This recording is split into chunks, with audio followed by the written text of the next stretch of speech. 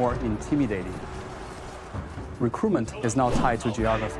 You have to go to the Northwest region to recruit the Northwest Heavy Cavalry. Combined with authentic voice lines, your units feel like living armies. Next up is faction war. The real charm of the Three Kingdoms is the politics, the dynamic shifts between allies and enemies. To capture that, we completely overhauled how factions work. NPC faction relationships are no longer static. They evolve based on the state of the war. Every alliance you make or city you attack can shift the balance of power on the server. Resources and the economy are now the backbone of the game. Every war you wage, unit you recruit, or siege engine you build relies on resources flowing across the world. This means players who prefer logistics and crafting are now absolutely essential to winning a war. We've added a stronghold construction system. Every city on the map can be upgraded and fortified by players. Cities won't just easily reset back to level 1. They are long-term strongholds that your faction needs to manage and defend. You'll also see a complete Han Dynasty military rank and official title system. From basic ranks to high officials, every battle you fight and contribution you make translates into real status and identity. Another huge addition to the world is the massive war zone, offering maps larger than 8 square kilometers. With expanded borders and complex routes, tactics completely change. There is a lot more room for frontline combat, backline support, and troop deployment. Terrain, logistics, morale, and tactics will decide the battle. By the time we built everything, this world had the sheer volume of a brand new game. And that is why it requires a standalone client to run properly. This DLC marks a massive new chapter for Conqueror's Blade's 7th anniversary. Alongside our upcoming anniversary events, we're also upgrading the CBL to match the feel of Three Kingdoms. One last thing. We've hidden a lot of Three Kingdoms Easter eggs out there in the world, crafted with a lot of love for the history. You'll find plenty to explore. Thanks for watching. I'm Miles. Let's look forward to the next 7 years of Conqueror's Blade.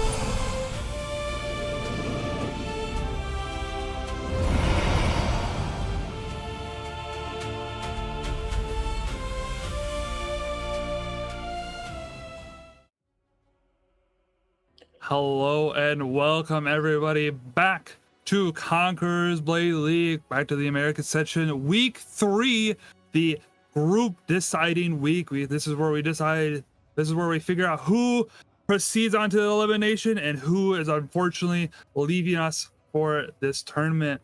Today, once again, I am joined by Create. How's it going, everybody?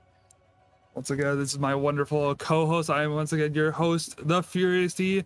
We're looking forward to another few good matchups today. We have some very exciting ones. We saw last week where after Hot Dog went against Vanguard Rangers, there could be a lot of tiebreakers and a lot of amazing matches coming in from Group B here. But that being said, as we go up to our regular matches for today, we have Halong Fjord and just Reginopolis. We're back to the Reggie's fam. We are back to Reggie's fanboys. I hope you are ready to live on Reginopolis once again. But first, we are going to be having Halong Fjord of Deadly Sins versus Vanguard Rangers. And then we will have Warriors versus the $1.50 Costco Hot Dog. And then we would be having Exalted Few versus Zodiacs. However, Exalted Few has humbly surrendered and they will be going, has accepted their loss and will be going now as Zodiacs as the 2-0. Unfortunately for Exalted Few, they have decided that it just wasn't worth it. So they will now be going to Zodiacs as that win. But then we will be ending this with We Are Snaking versus Cabo Verde. Obviously, that unfortunately, that our intermission, we're going to have a little bit of time before we get to Cabo Verde. That being said, we are going to see first, let us go over the casting of, it's not the casting, sorry, the bands of Deadly Sins versus Vanguard Rangers.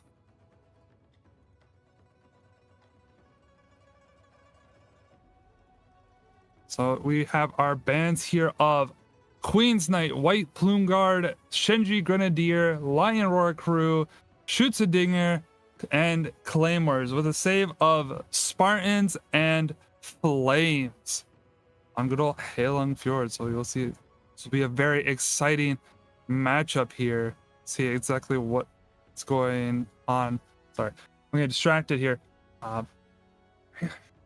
It's a fairly traditional band. It's very standard here. Nothing really standing out to me. I mean, Vanguard Rangers love their Flames. And Spartans are just a great save. Plumes are banned. So, we still will have the Yellow Turban as our healing here. Seems to be a favorite of the tournament, the Yellow Turban healing. Yellow Turban as that prime healing there. Shoots being banned. Shoots has a lot of heals. It's always surprising Vanguard Rangers as the... we saw when they had Shoots a Dinger and Yellow Turbans alive, they double pulled them with Shoots and Yellow Turbans as their healing, combined healing. So them respectfully banning Shoots a Dinger is very interesting here coming up to this. But other than that, this is still a fairly traditional. We always see these bans. Pretty much textbook bans at this point. I don't think Clean Knights will make it through a single ban phase ever. But yeah, it's interesting. Pretty much specialties being wiped out here. You have Lion Roar and Senji's gone, with Flames being saved. Outside of Flames, you have Zakalian Militia, but those are kind of in a spot on the current patch that they're currently playing on. I don't know how they are in the live game. I haven't really kept up with patches, but in the current patch on this tournament server, the Zakalian Militia are a little, they're a little iffy at the moment. Yeah, they're definitely a lot weaker. They still have their blunt damage from the ball, the jar of fire hitting the people, but they're so reliant on their flame damage. And with Yellow Turbans out there, it's just a lot harder for these Zakalian Militia to really get the value. I know these teams will still be bringing both Zakalian Militia in either way, but Zakalian Militia is strictly to counter the Ziphanari. One Cocoa Throw or Zakalian Militia, I'm sorry, can't use the NA version of Zakalians. Zakalians, one throw can easily counter a unit of Ziphanaris. So yeah, if the specialty players are on their mark and keeping their eye out, one throw counter entire push. And if those flames explode in the middle of a big ball push, 100 units dead instantaneously.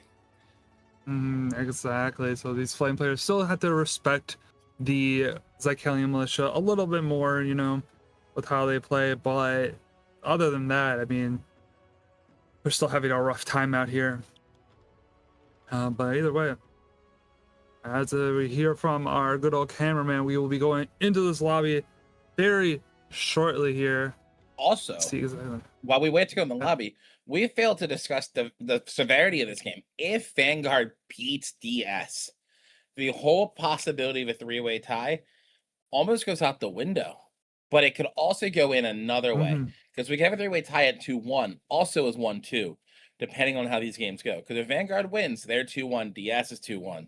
Then if Warriors beats Hot Dogs, they will go 2-1. There's two possible ways for a three-way tie here and today in Group B of Americas. Yes, and it does make for some exciting matchups as we look into this. I mean, looking at what units are being brought, I'm seeing harangues brought by Kenny Poon yet again. This guy loves his harangues on the Vanguard Rangers. Fair, those harangues farmed last week. They did do very good, but it's still, I'm looking at that and I'm seeing 5 units.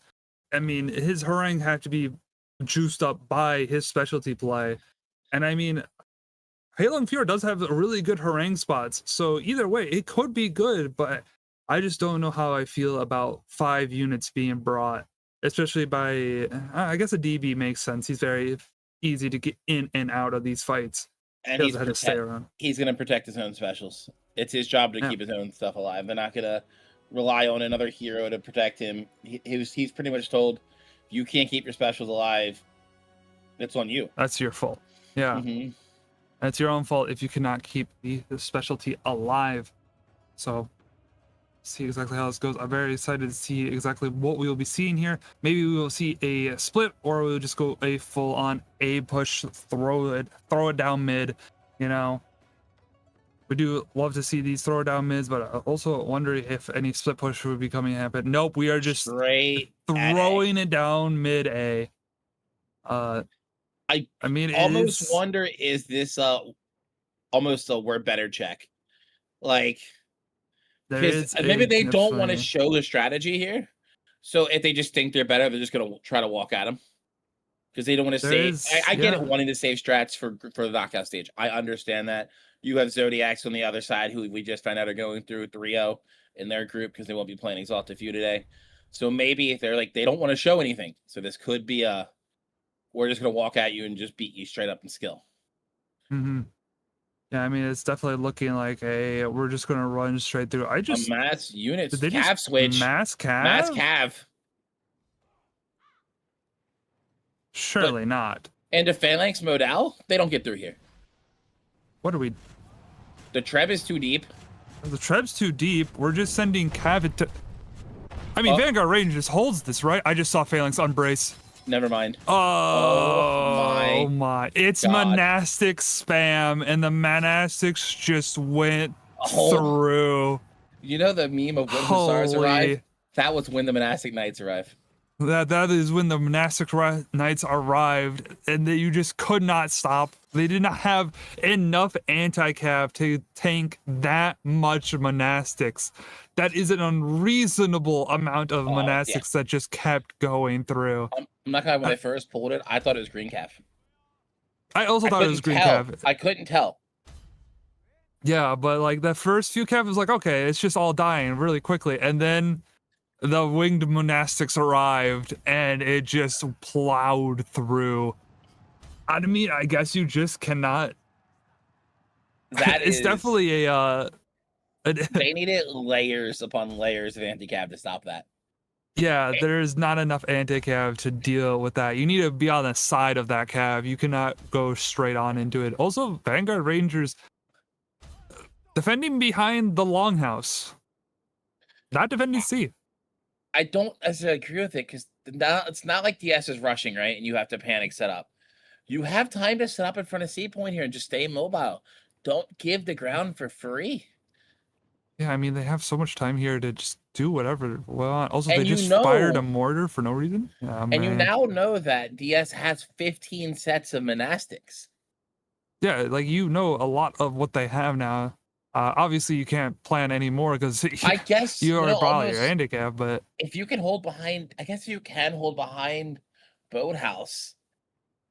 The 15 sets of monastics aren't going to touch you, but you have to hold the infantry waves first. It's almost a risk. Like, you have to win the infantry engagements, and then when this monastic wave comes, they have to turn a corner into you.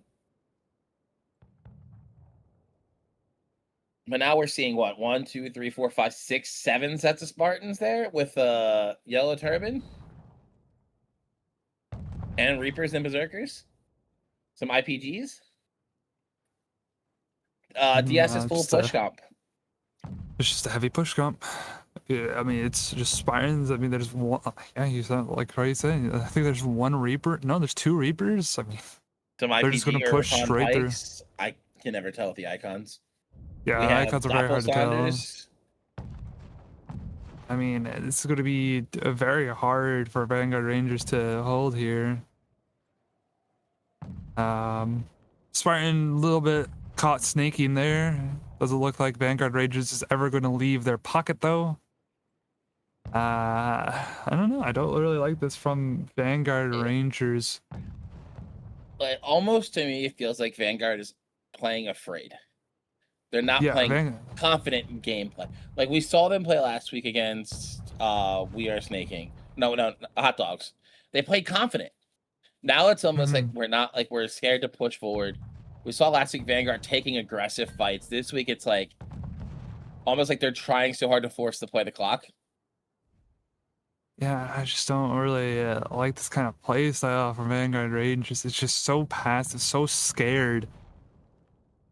Which is DS setting up for something else now? Because they're keeping their units really far back.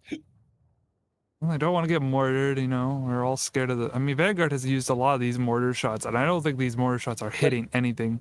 Even the heroes are far back. Like, everything's far back. It feels weird. I don't know really what's happening here. Very confusing. For sure. So we now wait on... I mean, only 4 artillery has been used by Deadly Sins. This is crazy. They're now using a Scorpio to charge their Spartans.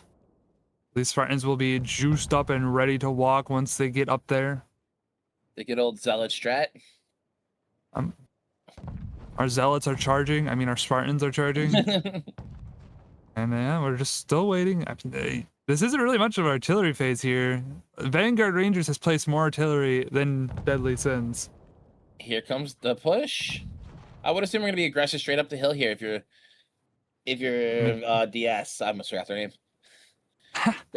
Deadly Sins. I feel like they almost have to be aggressive here, right? You charge them. Oh, I feel like you just go to home. That's what they're gonna do. The fast comp. They're sending the berserkers and fast units to home. They're gonna hope Vanguard over rotates, which it looks like Vanguard is over rotating. Oh, Vanguard's super over rotating here. They got 6, maybe 7 people already. The heavy push comp now. Vanguard Rangers definitely in a tight spot here as this push goes underway. Babel Thunder Silence comes out. This is a push. Engages here. And Spartans are walking over, and I don't see anything from Vanguard Rangers holding these Spartans back as they go straight into the flames, straight into the Zycalian militia, straight into everything, and there is nothing here. All of blue has vanished. There's just a few Modao trying to hold on for dear life as Deadly Sins just runs over Vanguard Rangers. I see Keshigs. I see Keshigs. Yeah, you're right. There are Keshigs. Yep. I see them. The disrespect that is being done here. I mean... No, they're just going to walk to home point. Hey, the Keshigs are going in. It almost feels like DS said, we're not showing anything serious. We know, we're confident we can just beat them straight up. Oh, the Keshigs are dead to the Keshigs green calf. Keshigs died to green calf. That's kind of what you expect. And the Kudaliers charge the Keshiks, and unfortunately the Keshiks do not have the power to beat the Kudaliers. And yeah, I mean, this home points at like this battle's already over. 60% now. Longsword's gonna fall.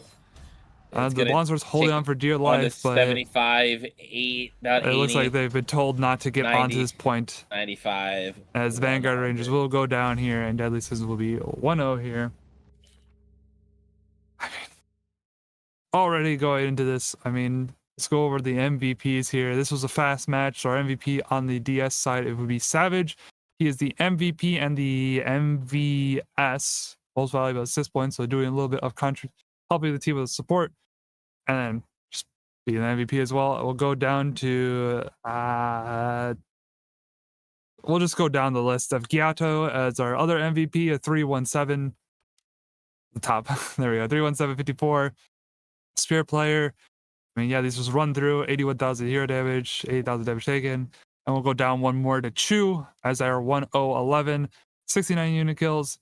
Pretty alright stats here. Short sword actually did pretty good damage for being a short sword. Probably running a little bit of flame shackle or purple set, given what his stats are looking like. Probably flame shackle, considering he killed flames and Cocos. As we go over to the Vanguard Rangers side, our MVP being Deadly Ghost, longsword player, probably getting tank, yep, most valuable tank, and just the MVP taking taking over 4 million damage taken. As we go down to Chinsu as our most valuable contribution points, give that man a medal. He is 010 with 29 unit kills, doing almost a million damage with his musket, but unfortunately just was not enough. As we'll go into our third shout out of, I don't know, choose somebody. We'll go to roll. Yeah, we'll go to roll as our good old bastard sword. 112, 33 unit kills, almost 200,000 damage dealt. It's not terrible stats there. But yeah, as we go to our post-battle analysis, we'll see how the winged monastics did, and red was Deadly Sins, and yeah. The winged monastic charge, even going through the Mandao, through the phalanx, still won in the trade. I mean, we saw, those monastics went through everything, so obviously... I don't know how you counter that. You just leave. You just leave, right? You see it happen, you just leave.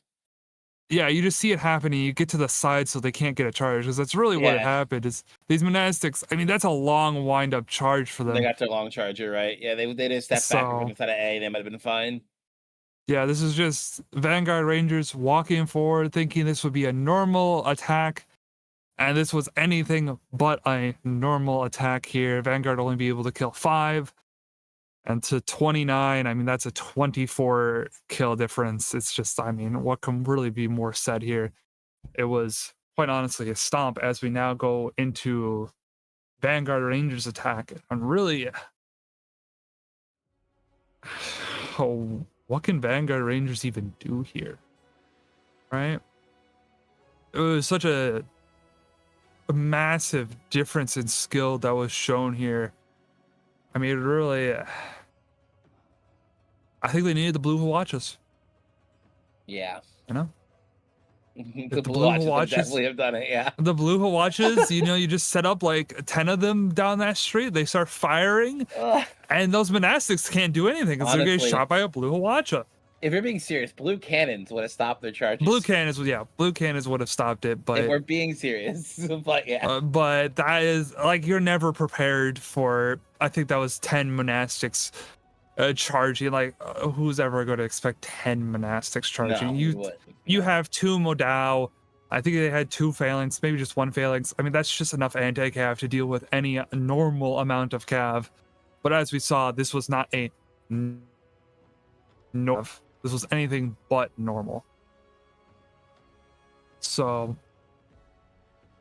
I mean, what can you really say more than that? It's just it was just a stomp rollover. It was just kind of quite disrespectful of what was brought here. But I mean, with such a skill difference, they could have brought, the worst units imaginable, and they probably still would have gone through. But definitely felt like DS didn't want to show anything for the knockout stage, and went, just in case the map show back up, we're not showing any split pushes, any actual strats. We're just going to rely that we have the better players and just can rely on just are their experience in the game and just naturally rolling over Vanguard. Not to any shade to Vanguard, but I don't know how you predict 10 sets of monastics charging at your face, Vanguard. That's just unfortunate. It's too much. I mean, monastics are so tanky that even if you like stop the charge, let's say you stop 3 or 4 of those monastics charging, they're still probably not going to instantly die to a modal. A phalanx might instantly kill them, but with that many going through, if it doesn't instantly kill, it's going through. And that's just what we saw. It just didn't instantly kill everything, so it just instantly folded. But I mean, yeah, we'll see exactly how Vanguard Rangers does for their turn of attack. I mean, who knows what we'll see here with Vanguard Rangers. Maybe they will pull out something great here, and I mean, hopefully they don't get sallied on an AB. Worst case scenario. There's no way they attempt that. I refuse to believe the Athens would attempt that. And after what I just saw, I might see some funky things being happen. Oh, I expect some unorthodox strats, right? But sadly, when I think this is just one of those maps where you spawn too close.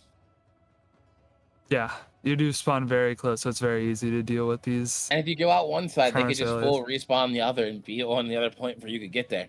Like, so I mean, we'll see exactly how Vanguard Rangers will react to what is being brought against them. I mean, we'll see. But I predict this will just be a very fast match. I doubt A and B are going to be captured, and then we'll be sitting here, unfortunately, with quite a long intermission because Halong Fjord is a Halong Fjord. This could be just a 6-minute match. I think it's 7 minutes to start, so a 7-minute match, and that will be we'll just be sitting in an intermission for a while. Sorry, I just read Ready Chat. The Vanguard. I love Vanguard so much sometimes. Yeah. I can't say that because I can't use the one word because we're fasting. Yes, but it's just funny how they readied up. It is incredibly funny. They said they are ready to get their next beating, so they know what's coming. So they at least know what's coming. But the good news is they didn't forfeit. Unlike they're also other not teams, out of it. Even if losing, they're not out of it.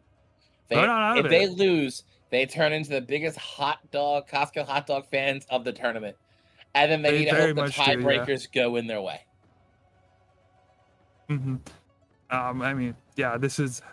I mean, Vanguard Rangers losing, but they're preying on Hot Dog's victory here. Yeah. So I mean, we'll see exactly how this goes. And I mean, that is definitely our peak entertainment of this week. Is this Warriors vs Hot Dog match that is happening next? I think Snaking and Cabo Verde is also pretty good. That's to determine who gets out the group. Which one of them? They're both 1-1. So our next 2 games are essentially both matches of the week. They both determine the fates of the tournament. Yeah, this determines a lot going on with who goes forward. Is this Warriors Snaking, Warriors Hot Dog, and Snaking and Cabo Verde? So let's go in and we'll see exactly what is being brought by both teams. I mean, Vanguard's bringing a very typical standard comp. Hold up, high five. Kenny Poon, put the harangues away. Oh my god, Kenny Poon, put the harangues away. Somebody told this man you're not bringing harangues.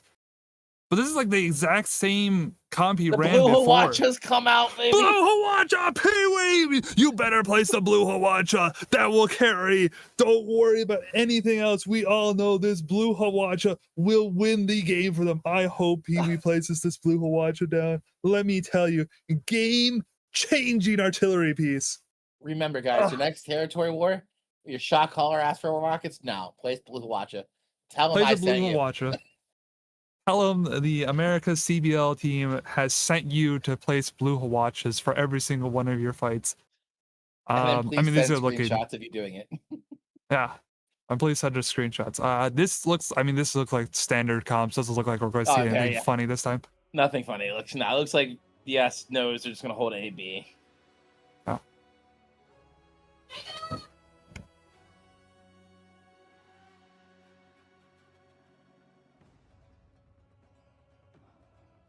As now we wait for more match to start up. I mean, Don't you love the beautiful cinematics of Henry Fury?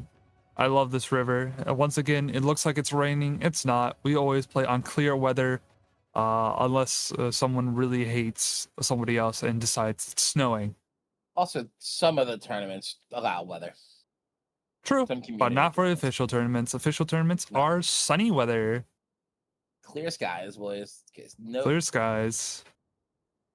I just wait for the snow to get on the ground, and then I'm really happy. But Vanguard has a similar start setup to what DS did. I'm just saying, they're all back in the supply.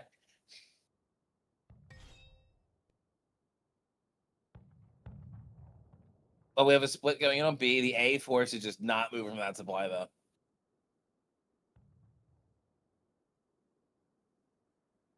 Come on. Vanguard, come on, please play this split right. The A force has not moved. The B force kind of just looked at you. You both need to advance at once, not separate.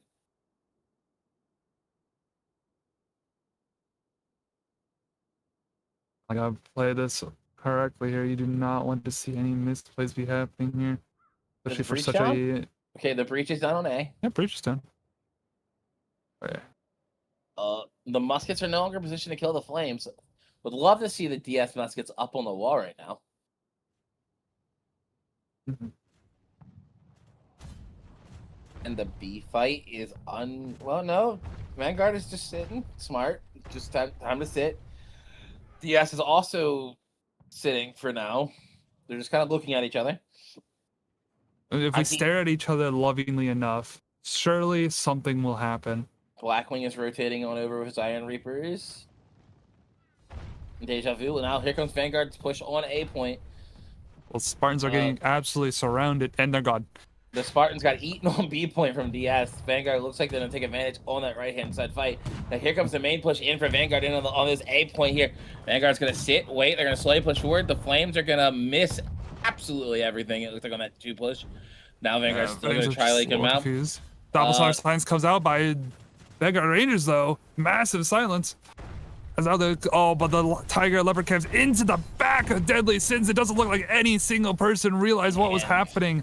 And absolutely, where'd they go? I don't know what killed them. Honest to God, I don't know what killed them. They just instantly vanished. I thought they were kind of set pretty there. They were not. I mean, that push just I mean, there was the Tiger and Leopard Cab into their back, but that wouldn't kill them that fast, surely. That's one of the ones where I wish we had a replay for, because holy, I knew we'd love to watch the thing. I couldn't know what wiped them. Was it IPG spam just walked over him? I think maybe we had a flame shackle hit their flames that the flame exploded. I mean, that's the only thing I can think of that could have been what did it, because they just I thought Vanguard had a good setup spot, and then it just disappeared.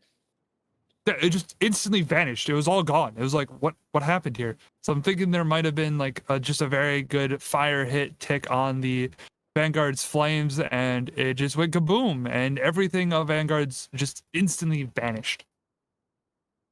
So, I mean, that is definitely an unfortunate start to your first push there, getting exploded by flames or your zones like aliens. Mortars going in. This musket's in perfect spot to shoot this flame unit. Now Vanguard does another push in here.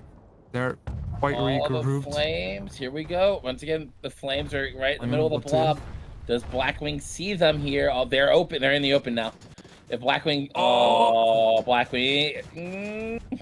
The Cav is trying to get through. The flames caught a lot of them. Doesn't have its bomb. The flame's not going to continue to walk forward here. It looks like Vanguard has the advantage in this fight. Am I wrong?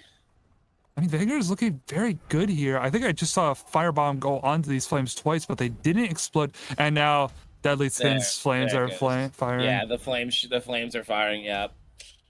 But I mean, it's still anyone's game here. Vanguard Rangers did get B point. And here comes the reinforcements from B point. Yeah, the A point is gonna fall here. Yeah, and this will And be DS going has to fall back. I mean, this is taking a little bit of time trying to get through here. It seems like we have quite a few AFK units here. So that's my fault for Vanguard. I think they could have won A point, but they just kind of let their units sit while they hero fought. Like they weren't micromanaging their units while hero fighting. Yes. And I mean, that is definitely one of the skill things that comes into play. Vanguard just doesn't have the that kind of high APM to be able to get the hero kills, the hero play, and the unit play. And so unfortunately, they just didn't have it in them. Sorry. Oh, just that I'm not used to hearing the letters APM without thinking of the old tournament team APM. Oh, this is actions per minute create. That is what that stood for, to be fair. I know, Stars. You used to be on APM, but Old Man Stars has retired. We're now in Create, and APM is dead. Sir, so, I helped found APM. I want to say on it. Well, you might have helped found it, but it's gone now. So, you know. Rest in peace. No more. Rest in peace, APM. Our third place legacy will die this year. Treb coming in doesn't look like it's going to get aggressive. Oh, good cab charge. Gets 2 of them down by Kenny Puke, 2 people down. As this engagement comes out, this is a very risky spot to engage, especially when you already lost 2 heroes. Treb coming in. Vanguard is so snaked. Vanguard is a little too deep, and this is going to, I mean, they're walking for it. These Reapers are just running through. Dude, it's the Reapers, man.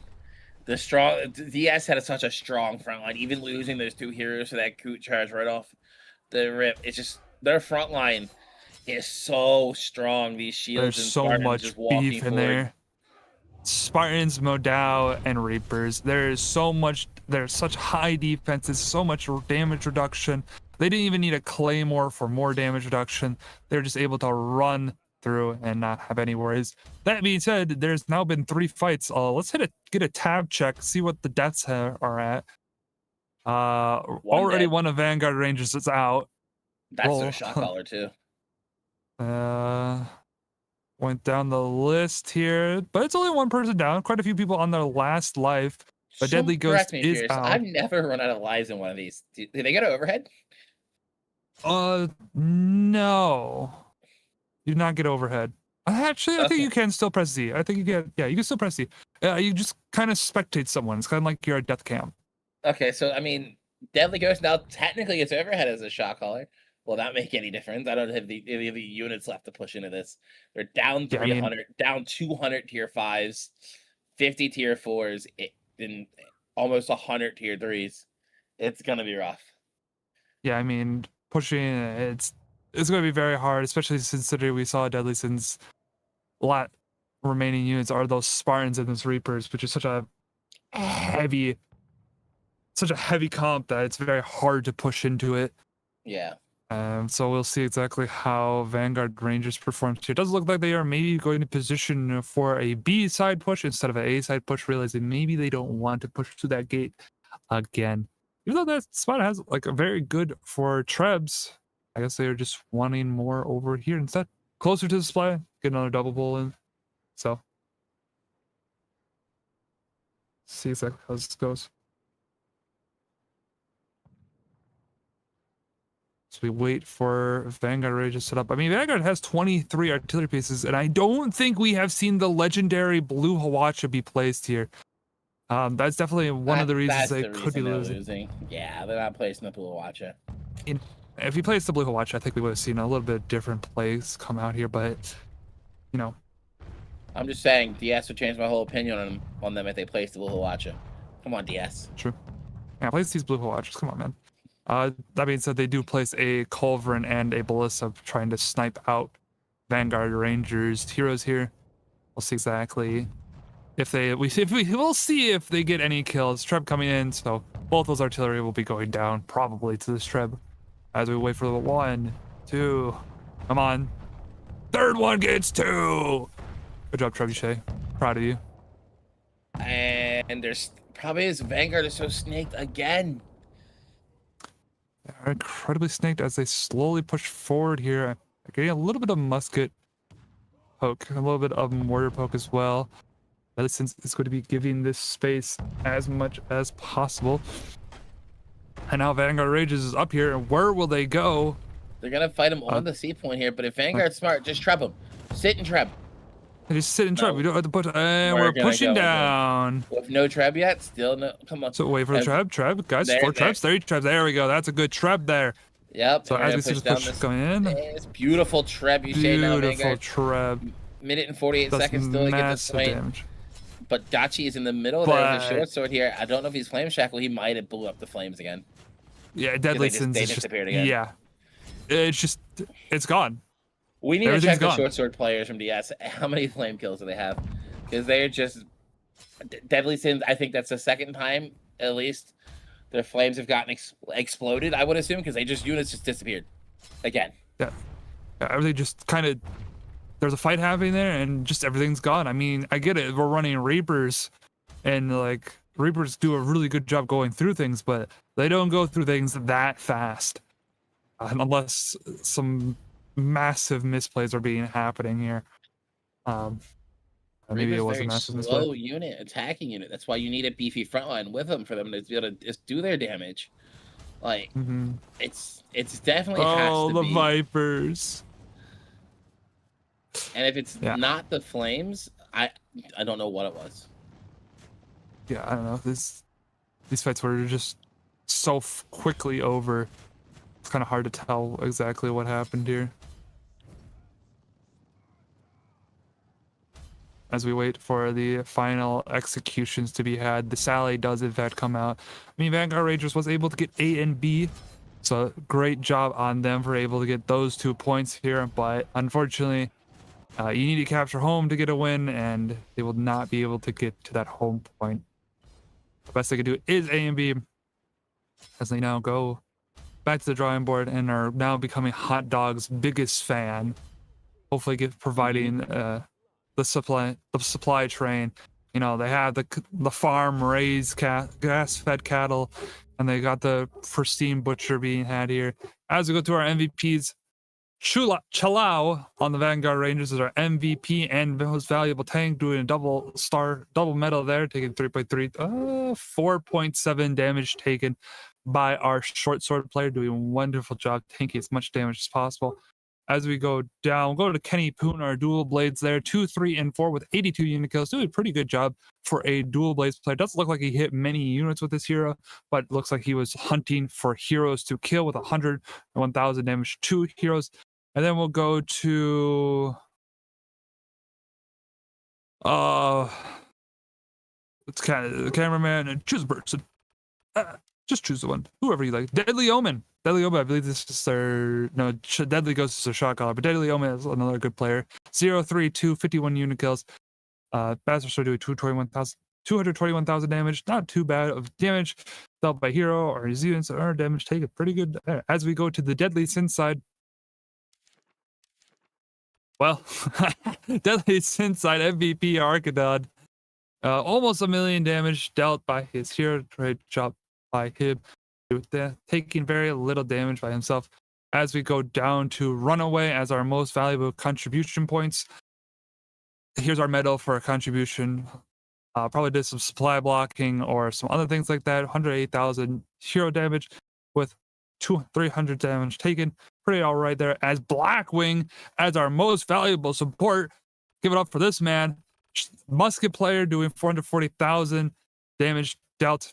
And I mean, pretty good damage dealt. I'm not seeing any of these Vanguard Rangers besides Archidon having insanely high hero unit kills. So maybe these flames didn't explode, or maybe they just got a few with that many bastard swords, it doesn't surprise me if these units just disappeared though. Yeah, I mean, maybe the bastard swords just riposted and cleared it instantly. I will never know. As we go to our post-battle analysis here, Vanguard is red. I mean, Vanguard had a good fight. Yeah, Vanguard had a good fight. Look at that. I mean, their first A push, I mean, that isn't a terrible loss. I mean, it looked like terrible loss when we saw that. But that is like the worst gap we've ever seen. And then they brought it back for their second push. And then their C push, I They mean, got yeah, called we the saw fans that. down. They weren't expecting to push out. Yeah, they weren't expecting to push out, and they got farmed. And I mean, that last push, yeah, I mean, they just didn't have it left in them. And once again, this is a 30 hero kill differential. It's just such a differential skill that really, what was Vanguard to do? It's impressive that they were able to get A and B on this point. So that is a small win for them for a battle they were never going to win. Oh, my camera's not working.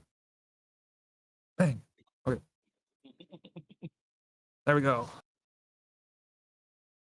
As we go back into this, Oh, we're gone. we're gone. We're ghosts. We're dead. Oh, damn. For a second, we were John Cena there. You couldn't see us. For a second, yeah, you could see us. What are those? As we go back, I mean, this was kind of predicted to happen, right? This was going to be a 2-0. I mean, it would have been like a miracle of the saviors coming in here if Vanguard Rangers could have won this. I mean, they would have had to had some shady tactics coming in if they somehow won this. So it's impressive that they still got A and B, but you know, what can you really do? The skill difference was just way too high for them to win. They still did a good showing, but you can't predict 10 axis charging into you. Just go off to the side. No. And I mean, yeah, this was just. I mean, their attack was decent. They'd still lost like 3 of the pushes, but they won 1 push. So I mean, their tactic of split pushing did work out. But now, as we go into this, I mean, now they're Hot Dog fans. They beat Hot Dogs last week, and now they are Hot Dog's biggest fan going into this. So I don't know the math on everything else to do with the tiebreaker, but we do know they need to have the tiebreaker to even get the chance at going to the knockout. We stage. can bring up the group stage, I believe, here, as we see here.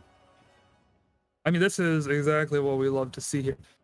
Just judging by this, I believe Warriors has to win 1 match in order for the tiebreaker. Wait a minute. Vanguard So Rangers Hot Dogs wins 2-0. They're 3-4 on map count, right? Yes, they would be 3 and 4, which So means DS they goes to 6-0. would technically go through because they would have more wins. But if this goes 2-1 of Hot Dog, So they would Vanguard be- just went 3-5. yeah, Vanguard's 3-5. Hot Dogs will go to 3-4. 3-4. Warriors So wins a map. They'll be 3-4 also. they go 3-4. And then tiebreaker would go to Hot Dogs, which then Warriors would be 3-5. So is Vanguard out of this?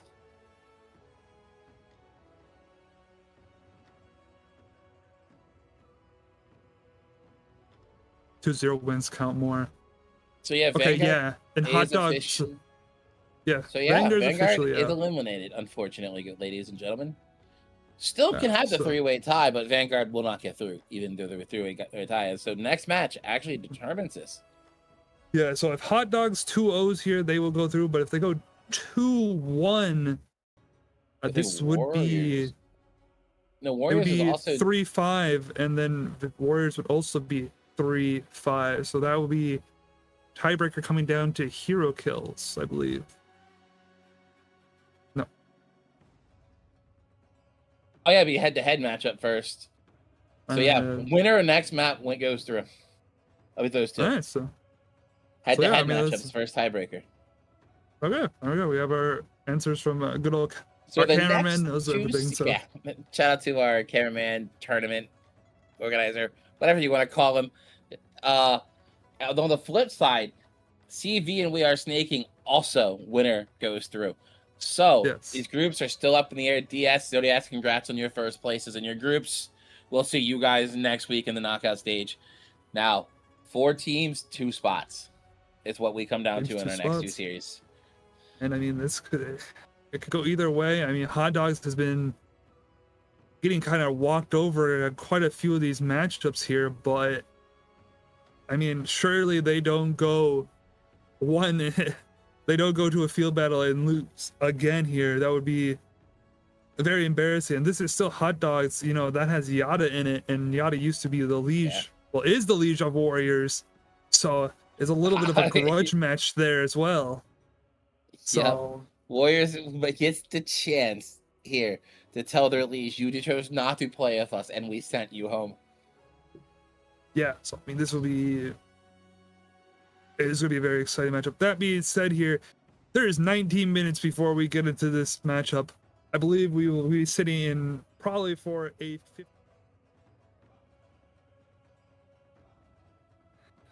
As we keep rotating, you can bring it to us as the. Actually, you could just sweat this. I mean, this is probably just, yeah, we're going to sit for probably a 15 intermission, boys. Oh, hi. We're back. Hey, we're back. Yeah, I mean, there's nothing really much for us to talk about. That match of Deadly Sins versus Vanguard Rangers was such a walkthrough. Vanguard Rangers, unfortunately, you're out, but I mean, you had an amazing showing going to a field battle against the Warriors. You know, you lost that, but you went against Hot Dog, where people thought you were never going to win this, and you came in and you won it. So you just did an amazing showing, and even with you showing up and knowing that you would lose versus Deadly Sins, you still at least showed up, which is a lot more respect that we could put on some of the other teams that did not show up for this. So thank you for showing up. Thank you for playing. And we will see you next tournament, or whichever tournament you decide to show up. That being said, we're going to be sitting here for probably a 13 to 15 minute intermission.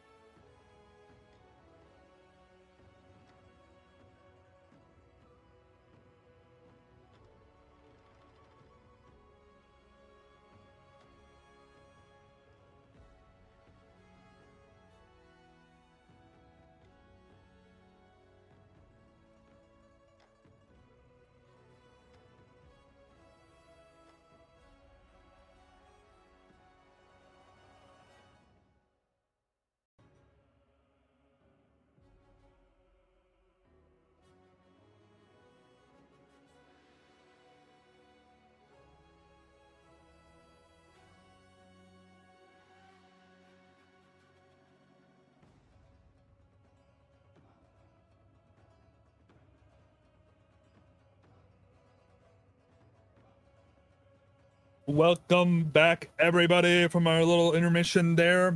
I hope you enjoyed your break. Got up for a stretch, get some water. Now we go into a very exciting matchup here. But before we talk any further about that, I did get word that We Are Snaking and Cabo Verde will be moving their match forward an hour. So they will be taking for the slot of Exalted Fuel versus Zodiac. So we will not be having an hour intermission after this game. And we will actually be going right into it. Maybe a little bit of an intermission, depending on how Reginopolis goes. But that being said, Warriors versus Hot Dogs. Great. We're looking at 2 potential grasslands here. We are. I mean, this is potentially the grasslands of all grasslands. So nobody could really talk any more grasslands about how this grasslands is. Grass is looking very green. We're not here before the intermission when we talked about it. This match will determine who gets out of Group B. Vanguard, even though they can tie these 2 teams, are unfortunately eliminated from 2026 CBL. Yes. But that being said here, a very exciting matchup. But let us get into the bands here of good old Reginopolis Warriors versus the Costco Buck 50 Hot Dog. We got the Rattan Vipers, Queen's Knights, White Plume Guards, Spartan Chosen, Iron Reapers, and the Submission Stalwarts as our bands with our saves of Schützedinger and Claymores. So once again, those tier 5 shields being banned, also Stalwarts being banned. So a lot of the shields have been banned. The Reapers have been banned. So even the tanky frontline of Reapers is gone. And I mean, Queens being banned is just very typical. Vipers being banned. Hot Dogs just got rid of all frontline. They said that I don't know if Hot Dog, as throughout this tournament, realized they're not very confident in how strong their front line is, but they just said get rid of most of it. We're gonna get rid of it. They're gonna go back to the good old ISG Spear Sergeant play, well, especially with White Plume being gone as well. And yeah, I mean, this is such a sorry. Hot Dog's relying on that, like, from the looks of the bands, Hot Dog's gonna rely on that quick skirmish, not these long extended fights. I wonder if they worry they've been struggling when the fight goes past a certain point, like with, I'm guessing, maybe hero player or something. But it almost feels that way. Like Hot Dog has learned, like, hey, Warriors, Vanguard and DS beat us because the front line they out front lined us. So let's get rid of that out of here. Exactly. And we still have Claymores as our frontlining unit, giving that 35% damage reduction to everybody. I think it's 35. So there is still a lot of frontline with just Claymores available, but that being said, specialty is all open. Specialty is open, anti-cav's open, cav is open, everything is really open. The only thing we're missing here is our main frontline units. Yeah. So I mean, this is going to be a very fast game, especially considering that all those tanky units are gone, and I'm just kind of excited to see a Reginopolis where maybe we're not going to be spending 8 minutes in an artillery phase. Yeah, you're being hopeful there. I still think we're getting 8 minute artillery phase. Okay, maybe I'm a little bit artillery phase, but a man can dream that we won't be having. The reason I say that is these units are still very squishy. They're even more squishy now, so the artillery phase is even more impactful.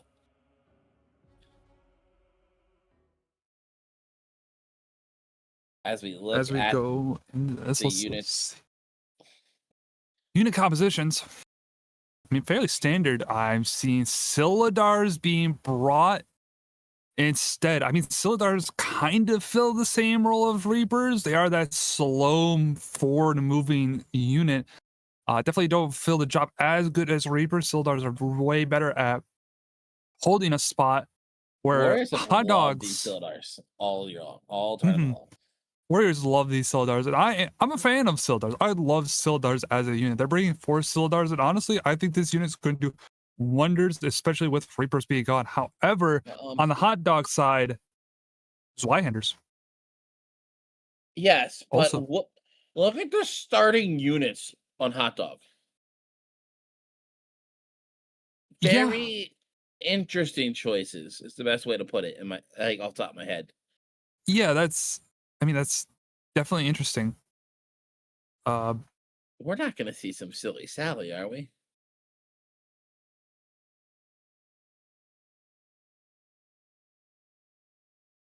Surely not.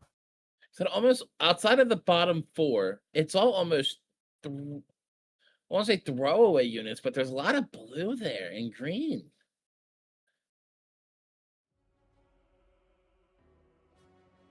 I guess we'll find out here in a couple of seconds as we see the cinematics for Reginopolis, or to some people, Constantinopolis. Constantinopolis. There you go. I don't know. It's some like Zimbabwe kind of spelling or something. I don't know. The Europeans are trying to change my naming on Reginopolis. It's the Asian name. Yeah. Never mind. Yeah. I can't complain about the Asians renaming it then. My bad. I say yeah. It's not the European version, though.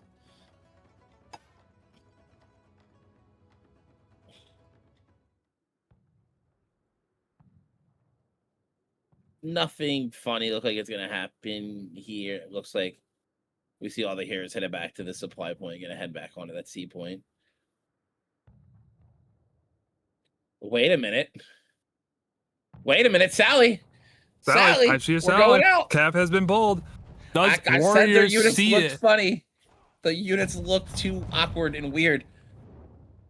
Warriors doesn't see it. Rambo's at this front gate and realizes, oh, hey guys, hey, there's a Sally. There's Cap coming at me. Gets on his horse. Will he be able to escape the Yorkist? Awkward spot. Okay, Warriors needs to start grouping up here. Warriors grouping up here, getting to this phalanx onto the bridge, and yeah, Warriors was able. Oh, there is a Claymore off to the left. There does look like it will unfortunately. Sir Charles losing their Claymore unit. Now, the thing about this though, Hot Dog, you don't have to engage. Warriors has to move forward. This game could just time out here. If Warriors doesn't move, Hot Dogs does not need to engage this. Think about it. Warriors is nowhere near the tunnel. They're not near the breach. They're stuck in the center of the map right now. And Hot Dogs recognize this. If you're Hot Dogs, do you pull a infantry comp outside right now in the supply and take the fight? I mean, you could just very easily fight this here. I mean, you just sit here and then you gotta watch. Go to the air charge. Go ahead. Never mind. Nope, Bozo it was a decoy. Moxie. Bozo was in fact not a bozo. Turned his cab around. That Treb is off in Narnia. Warriors gonna look like the fight back towards this supply point.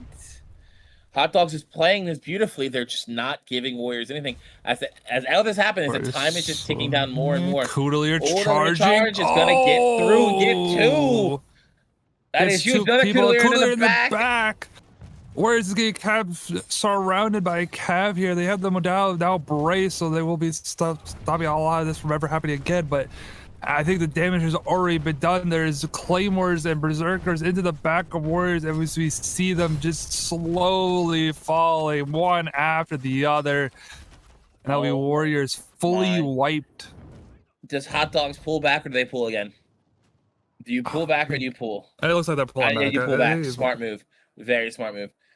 That was such beautifully played by Hot Dog. This looks like a completely different team than we've seen in the past.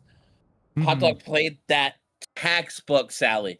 They went out, they took the ground that Warriors gave them. They didn't overextend. They waited for Warriors to come out of position into a more favorable spot, and then they surrounded them. Beautifully done by Costco's $50 Hot Dogs there. Instead of getting sandwiched like they did in the week one, they proved we are the bread this week, and we do the sandwiching. Yeah, that's exactly right there. They really figured out exactly how they wanted to do their Even more interesting, they're holding AB. Yeah, I mean, they're holding AB. They're not going back to C. And I love to see this from Hot Dogs. A lot more of their confidence being brought back here. You know, I'm sure they came into this tournament very confident, and then they went against Deadly Sins, and maybe their confidence faltered a little bit there.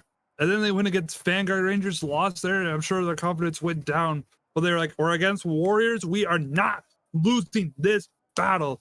And you can see their confidence is really up here. And they're even defending A and B on Reginopolis. On the contrary, it almost feels like losing to Vanguard was a wake-up call for this team. Coming into this tournament, if you looked at the groups and you ask any of the, you're going to call them exports, but anyone who's played this game long enough know these teams, you just had Hot Dog as a clear on favorite second place in this division, this group. Clear on second place. And then they come out, DS makes them look like they're amateurs. They come against Vanguard, a team that they should beat. They lose 2-1. It's like, guys, we gotta kick ourselves into gear. And now that, and they did a textbook sally against Warriors. Now, by no means is Warriors out of this fight, but it's a great start for Hot Dog. Great start. It's definitely a great start for Hot Dog.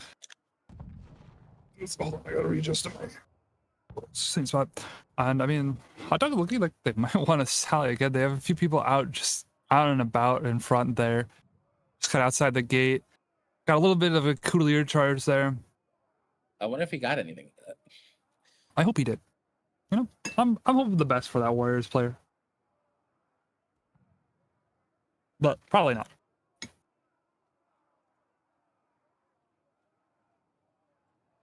As we wait for these towers to land, I mean, Warriors. Do you think Warriors ever goes up with these hot towers? They're grouping up on the right side tower. This is gonna be a split push onto A, I hope. Now, as This is just something we never see. It's that's why I said it very like hesitantly. Warriors gonna try some unorthodox strategy themselves here. Now, watch as this fight takes off. Does Warriors send a guy? They need to block this right supply. They also need a guy diving the switch dingers. Both need to happen almost simultaneously. They cannot let a double pull come off here for the side of Hot Dogs. Otherwise, they'll just hold this A and B site for free. Now it looks like the split push is going to be on A and on the supply, actually, as they start to head up through the double bridge here.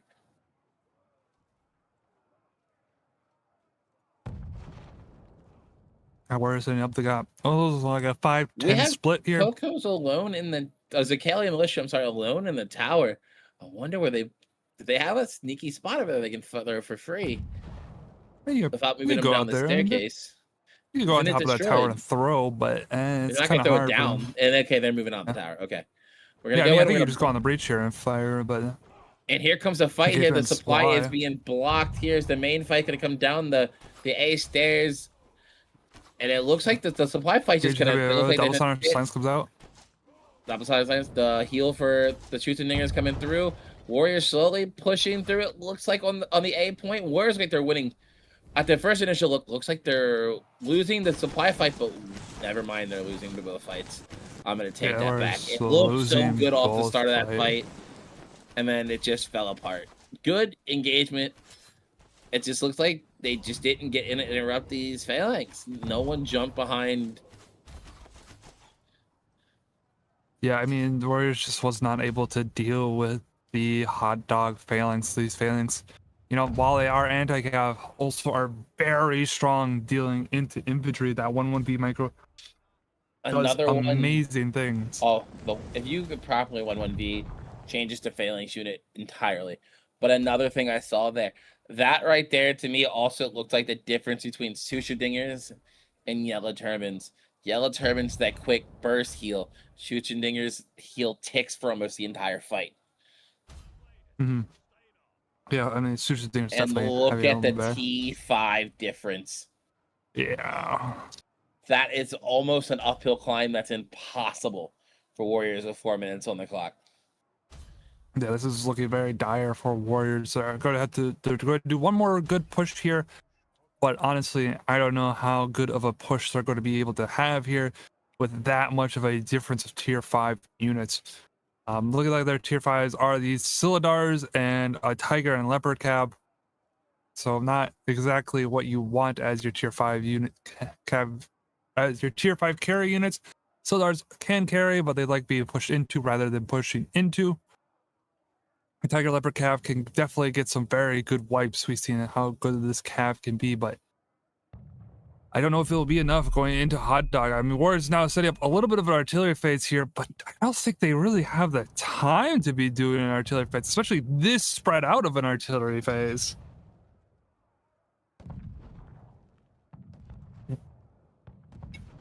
You'll see it. It doesn't really look like this artillery is finding anything in here. These Rattan pikemen are just kind of X'd in by warriors, so someone forgot how to use their unit. Oh. Where are those rat bikes going? They are going the mile. They made it all the way up the stairs. That is crazy. Erupticus not really keeping control of his unit. Crazy.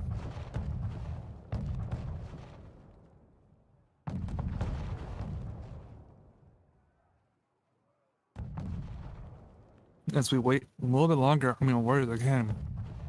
They do not have the time to be doing this artillery phase. It probably is getting some value in here, but I don't. The problem is, Hot Dog could just, even if they lose the fight, they can stall this at this point. If when the fight starts, it's going to be a minute left, and then Hot Dogs can just stall it. Their death timers are 30 seconds to get back in. They can jump back down there, and just I don't. The supply block's going to come in for Warriors, and then they're going to come down this right-hand staircase here. But Hot Dogs, this is just a death trap if Hot Dogs plays it right. Hot Dogs has an ISG, they have Phalanx. Yep. And that's ISG Phalanx. Here comes Claymores. Still wow, the Cav never. The Cav might have been huge. Amazing Cav by Warriors there. Sir Charles getting into the back there, but I mean, this Y-Handers just cut down all the units in the middle of those ISGs. Yeah, that's why it's just cleaned it. The push is gone. The Y-Handers may not be the best unit whenever units available to be played, but when it's situationally, they can. Yeah, situationally they are still a very good unit. I mean, Warriors did get the supply, but like it's almost a little too late. A little bit of a friendly fire trap there as well. Yeah, just a little bit. They don't have the units here, and with all of Warriors dying on that B point here, the respawn timers are still on. The flames are still up for Hot Dogs. Warriors gonna try to push back in here, but I think it's just the flames are just stopping everything here. The Cav is trying to just int its way down the stairs on the Phalanx. Gray gonna try to turn the Phalanx aggro behind him, but the bastard swords are gonna just interrupt them from doing that. And 40 seconds on the clock. Gray just also left his unit AFK in the gate while trying to do that. And once again, we're coming back to we're recognizing now as the tournament starts to progress and these teams start to realize it's time to kick it in a high gear. We're seeing the APM of these teams really like ability to micromanage a unit and fight at the same time come into play.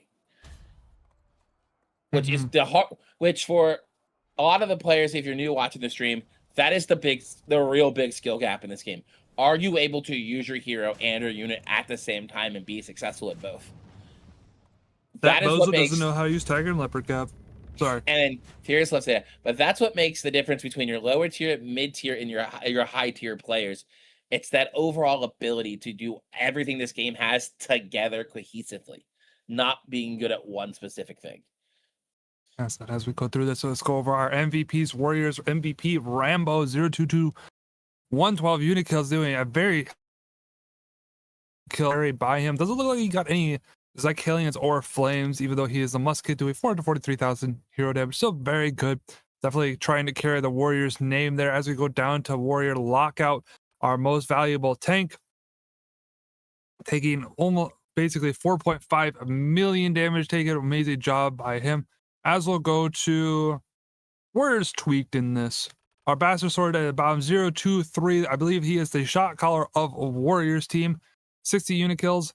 Almost 100,000 damage dealt. He is the shot caller, so couldn't do as much APM as he probably wanted to, but still did pretty good stats. All things considered, this man's probably having a million things going on in his head, trying to figure out how to beat the Hot Dogs. As we go over to the Hot Dog side, Deadly Chow as our MVP 2014 with 119 unit kills. Doing very good damage. Our musket doing $487 hero damage, along with a good amount of damage take as well. As we'll go to the man below him, actually, instead of the other ones, as we go 7, 0, and 14 with 60 unit kills. This is just such a hero killer here, getting 150 with his hero to heroes and 62 with units to heroes. This man was slaughtering heroes. As we'll go down to the bottom with Bento Boxy as our most valuable assist, that Poleaxe player, 5, 0, and 9 with 51 unit kills. 128,000. Really probably brought support units. Your Poleaxe, you're just bringing support units here. And before we even go to the post-battle analysis, I just want to take a quick look at those kills and deaths. I mean, you can see Hot Dogs. 4 people died once. Yeah. And you see over our Warriors, a lot of them last life or fully out. Only Moxie Moon only dying once.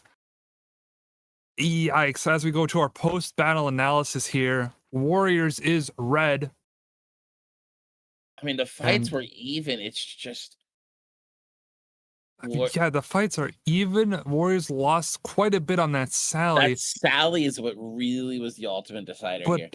At the same time, hero kill differential, that is a 30 kill differential.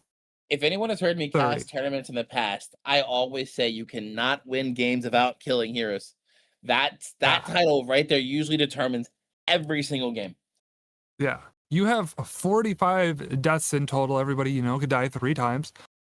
And I mean, being 30 differential there, that puts your entire team on last life if you evenly distribute everything. But obviously that's not going to happen. And you've lost quite a few people there.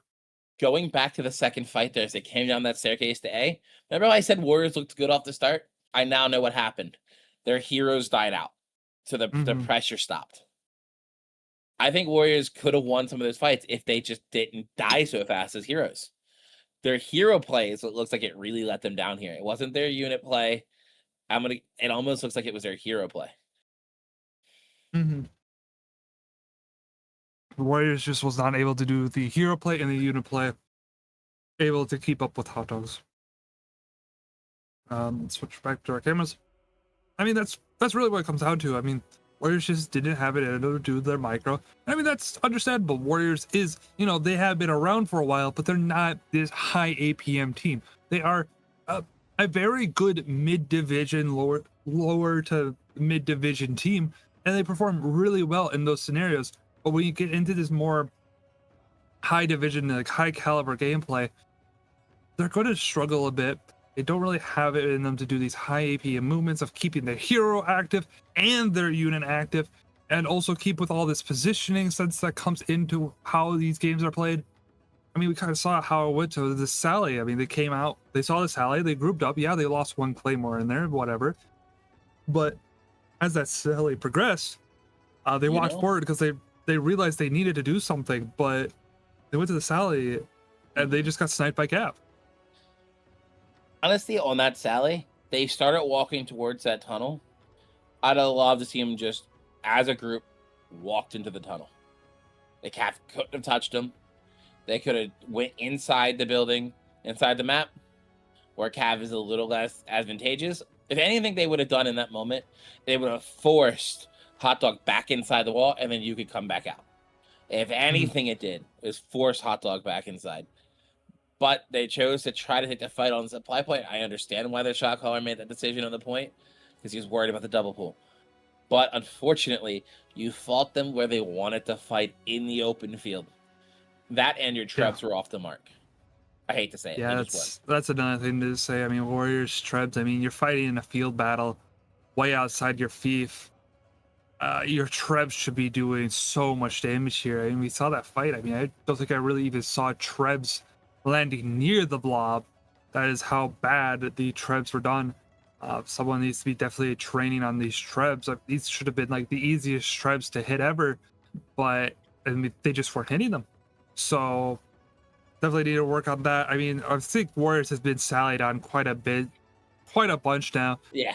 Considering, you know, I think a lot of people, while they do respect the Warriors name, they also practice sallying on Warriors a lot. So Warriors, also, I mean, you talked about APM earlier. Come to think about it, looking back at the bans, Hot Dogs banned all the units you don't need to really micromanage. The units you just send in and go do your thing as a hero. They banned all those units. Very true. Iron Reapers, Spartans, Stalwarts. Those are units you just put in a fight and they do their thing. Yeah, Stalwarts, you're going to move them forward, but still, they kind of just sit there, if you're especially in a sitcom, and they just do their thing while your hero can be doing other things. Iron Reapers, charge them in, press 2, swap the sword if that's what you want to do. Spartans, charge them in, you press 2 every now and again, and that's it. Well, Hot Dogs Yeah. banned the simple units out of this game. Very true. You are very correct about that. I mean, Hot Dog knew what they were going into, and this is like such a great play that I guess wasn't really a thought about until right now where you say it. I mean, Warriors is definitely doesn't have that high APM, so they want those low APM units where you can kind of just play and forget, right? You just play it and you forget about it. It does its own thing. You don't have to worry about anything. But now with all the play and forget units gone, these are units that require a lot of hero play. I mean, the Silidars, yeah, they're not that crazy. You just press 3, and then you press 1, and then 6 seconds later you press 3, and then 2, and then. But that's still a lot more interaction than Iron Reapers, where you exit in, you press 2, and maybe you charge it every once in a while. Like they're so much easier and so much simpler to as a unit compared to Silidars, where you have to quite a lot of buttons to press. That if you mess up, you lose a lot of your damage reduction. And even Zweihanders, which we did see Warriors bring, but Hot Dog brought, that's still a unit where, yeah, it's a little bit play and forget, but it's play and you still have to think about how your unit's doing with all its buffs and all that. So, I mean, Hot Dog just kind of won in the bans in a sense there with how they are removing those low APM units, forcing Warriors to have to play a little bit higher APM, a little bit more thinking, a little bit more of everything, really. So, I mean, but that being said, we're swapping sides. Hot Dog's now on the attack, Warriors on the defense. Reginopolis, while it is pretty even for attackers or defenders. I feel like it favors the defenders just a little bit more. But after that kind of showing, I don't know if Warriors has it in them to be able to win this. For Warriors to win this, they got to forget that first game ever happened. It didn't happen. Now the series is at 0. You got to think of it like this: 0-0. We have to. Grassland is just a second map. There is no.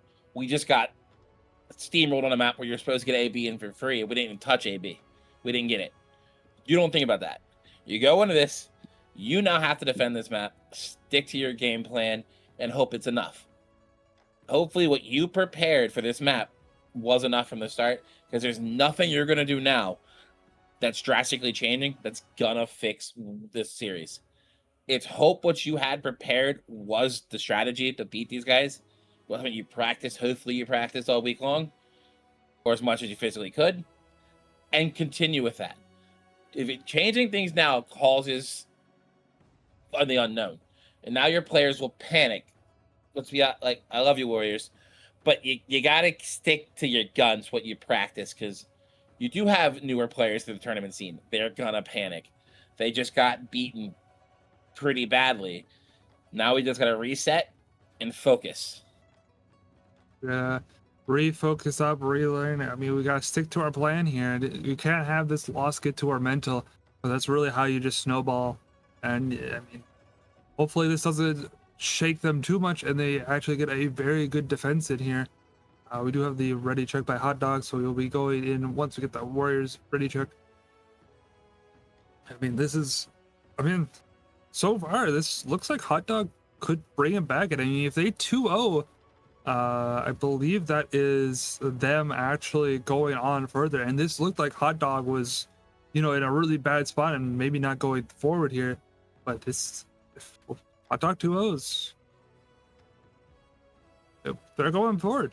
Well, Warriors really it is definitely some stress, a lot of pressure on the Warriors side, but I definitely believe in them to be able to win out against Hot Dog here. So we get our ready check from Tweet. So we have both sides ready. So we will be going in here very close here. And that.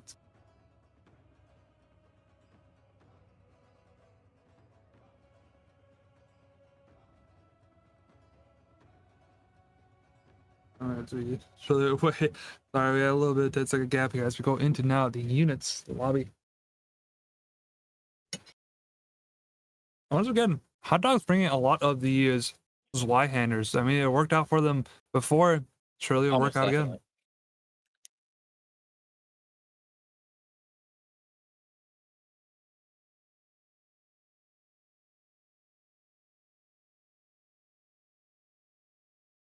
Yeah, these are, I mean, fairly standard comps considering Reapers are banned. So we're bringing Zweihanders instead. I love Zweihanders as a pushing unit. Definitely still not a Reaper in terms of how they work, but still Hot a Dog very good spawning unit. anti-Sally on offense with Sally units.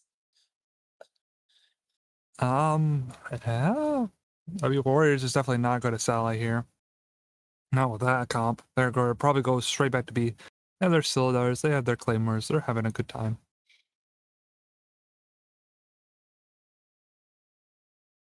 But as we wait for this to go in.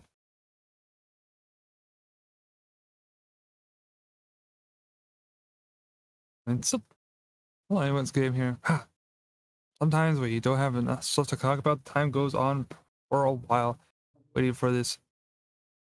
Oh, yeah, I mean, still pretty good. I mean, this is again a competition of Zweihanders versus Silidars, and Zweihanders won last time. Let's see if Zweihanders win again. 100%.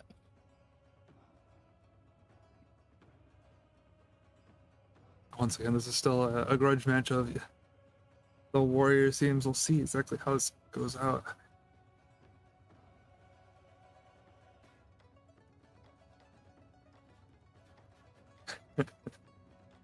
I did it to myself.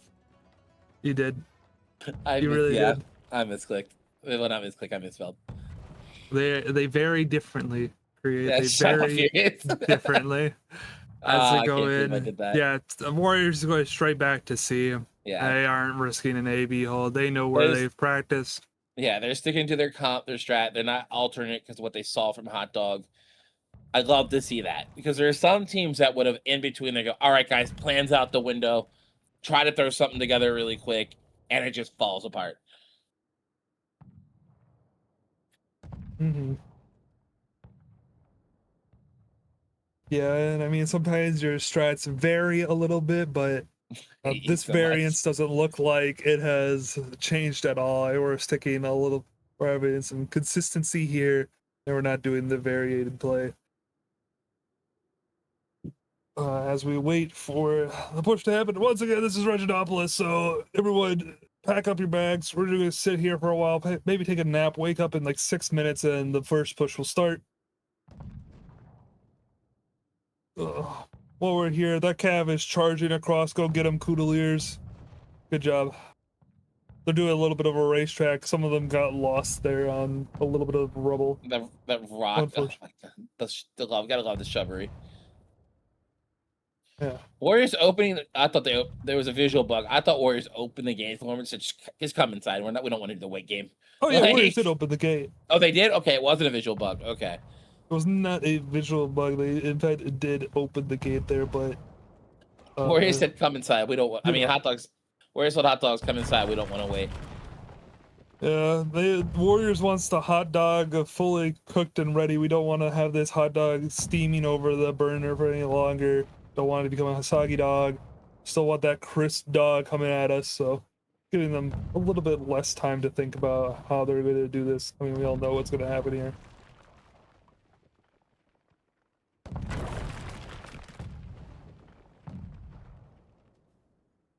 As we wait ever so longer. I mean, Hot Dog is still playing the same. They have their units outside the fief. I don't think Warriors has placed 2 artillery. Where that artillery is, I don't know, but they have placed 2 at the deep. This ballista is in a spot of all spots.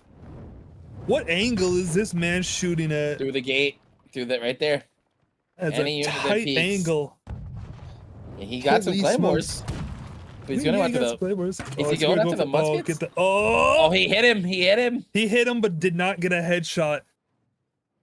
Needed the headshot. Now that musket knows it's there. Yep, you see these muskets now are playing a little bit safer, staying behind the rubble. You missed your opportunity. Needed to hit the headshot. I mean, that's probably a very hard shot to hit. I would never try that, but that is still very good. You needed to vary his shot a little bit higher. The variance was just not there. As we go in, I mean, Hot Dog not doing a mortar phase.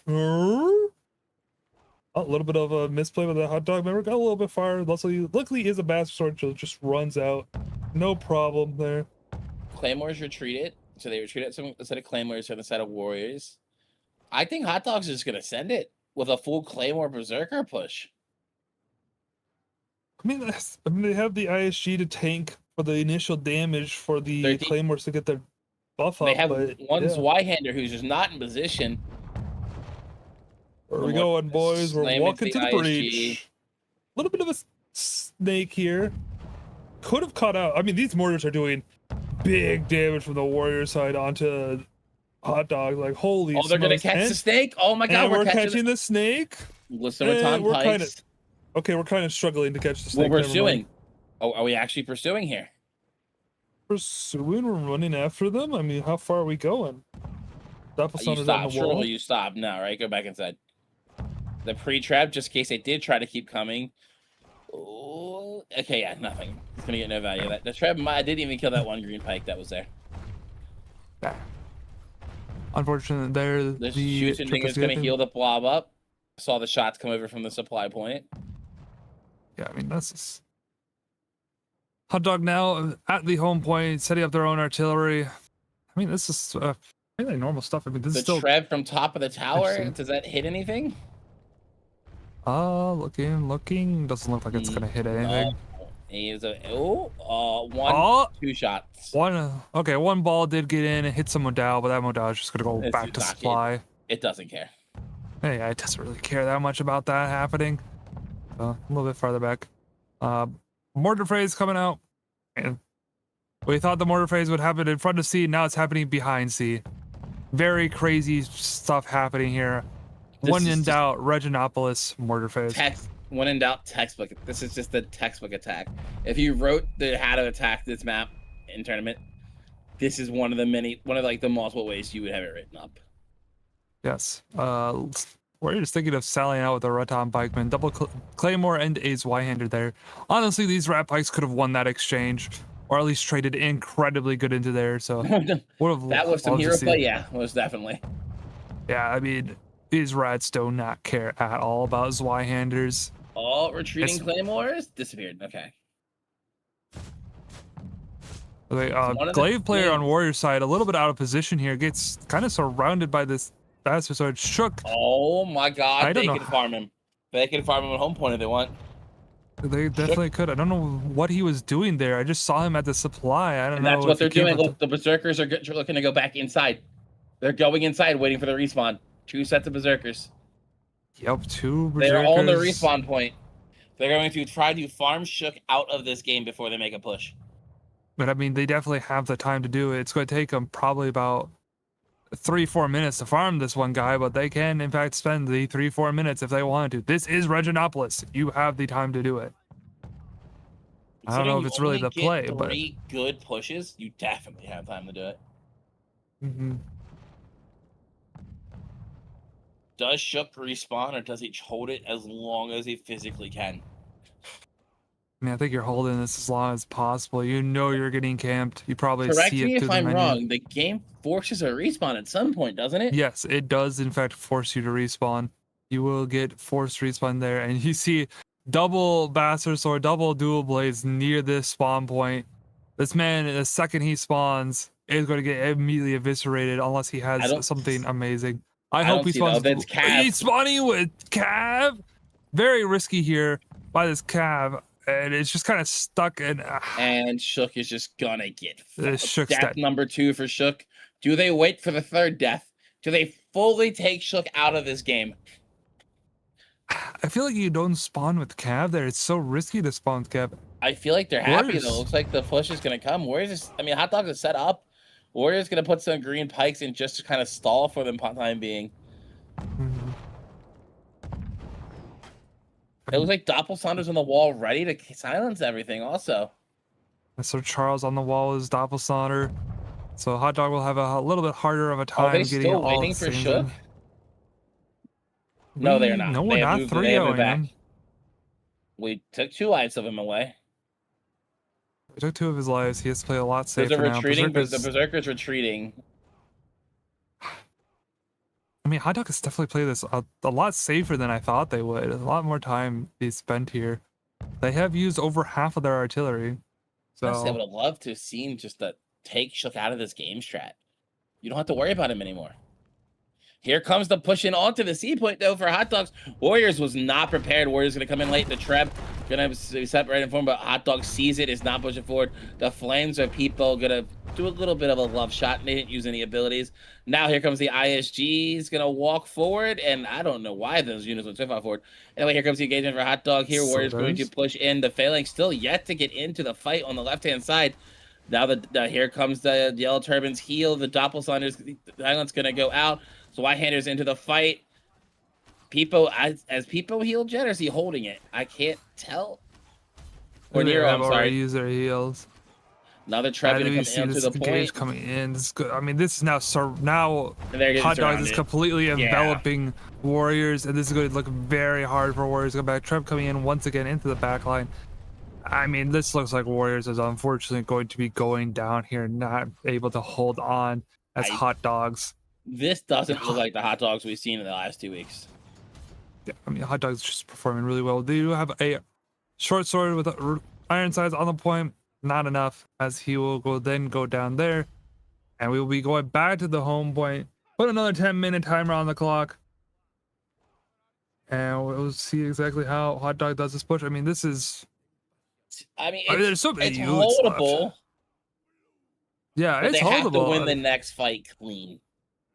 Yeah, they have to. I think it's not even clean. They have to just handily win this next fight. Even in the even trade here where Warriors wins is still in favor of Hot Dogs. Mm. It cannot be. They have to win with losing under 100 units. Yeah, this just looks very hard for Warriors. They closed the gate so the Hot Dog can't snowball, but now Hot Dog will break this gate, and I mean, actually, it looks like they would just leave it at 1 HP. Never mind, that one Hot Dog member didn't get the memo, and we'll break it. I actually would have loved to see them keep that gate at 1 HP, and then just break it later. Shook didn't get back involved in that fight. They did not, at least, or he didn't lose his life at least. Let's get a tab check. See, check on Shook. We still 15 members up on top. Oh yeah, we still 15.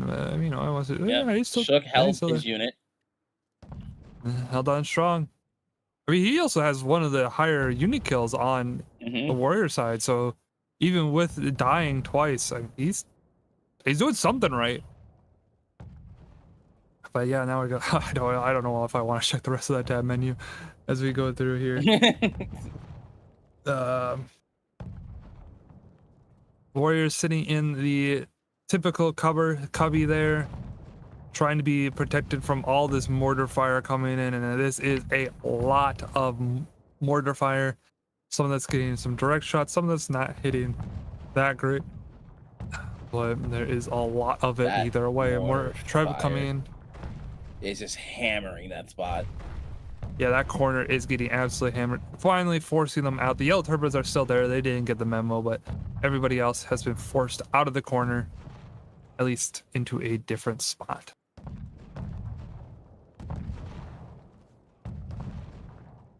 This map is so rough to sit on home point because the mortar fire is just like the definition of oppression is this mortar fire.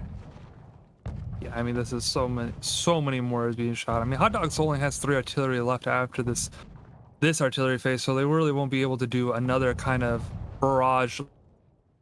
Luckily for Warriors, but I mean, this is still just such a massive amount of artillery that's being shot down on the Warriors. See exactly how much it does in terms of unit kills, but Warriors already.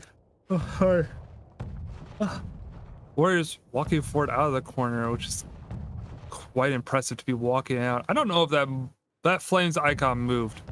I think some of the flames died. I think you're gonna have an easier time pressing tab and looking that way than trying to hover over them. Maybe near the bottom. Where are these flames? 4. There is 4 flames. They didn't So move yet. some of these flames have in fact been sniped by this artillery phase. Oh, So the push. It's the shields are they're attempting it. Here we go. we're going through small gate? Or the flames Flamer's gonna getting have to shredded get there. there. The flames gonna have to get there quick. I know there's Flames only have to four. get here They now. gotta get Flames their have to be fire. here now. Flames. He didn't go up far enough. He shot from He didn't so go far far back. enough. There's so many of his flames not hitting there. When you only have 4 models, it looks like only 3 of his models are actually doing something. He does now move them a little bit off the side, but now they've gotten thunderstruck. There's berserkers going into them. This is gonna, yeah, this is hot dog running through. I think Hot Dog has learned when you get rid of the units where you can just send in, that this is where they excel. Yeah, Hot Dog having that higher APM units. I mean, this is Warriors still holding on pretty strong here, actually. Now the Tiger Leopard, now the Cav is coming in. The double pull this was coming. I saw him on the map running back. It was the double pull was coming. That's why you see a lot of those units just sitting there. Now we're on to the home point. It's because someone's gonna start ticking up the Spear player's first one there. Now here comes all the units gonna set up. I don't know if Warriors gonna have what it takes to get back onto the home point here, but here comes the NA Cav. Now finally has arrived. Tiger and Leopard's gonna come leaping through all the units here. I don't know if that guy knew how to play them or not, but I don't think he knew how to play them. They're leaping on the air. You're supposed to leap when you're next to the units, but you know they're still leaping. The Phalanx is charging into the hedges. We put charge on Phalanx. Hey man, with strong arms and a long reach, if I charge my Phalanx into the bush, that bush will die. And I mean, Warriors trying to get back onto this point, but it just isn't enough. Hot Dog taking it 2-0, and yes, they took the long way to do it, but they will escape the group stages with a three-way winner of a three-way tie at 1-3. Hot Dog's not the way they wanted to do it, but they will escape the group stage. Yes, as we go into our MVPs, Fluffy Rabbit of our MVP of Hot Dogs here. Also, our MVO, which I believe is the useless medal of contribution points, but it's still a medal all the same. Doing 354,000 damage by his hero, taking a little bit more there. Honestly, pretty good stats here. 3012, 128 unit kills. Definitely not a stat you can complain about. As we go to our bottom at Zhongli as our most valuable assist player, doing great jobs there. Dual Blade doing support unit things.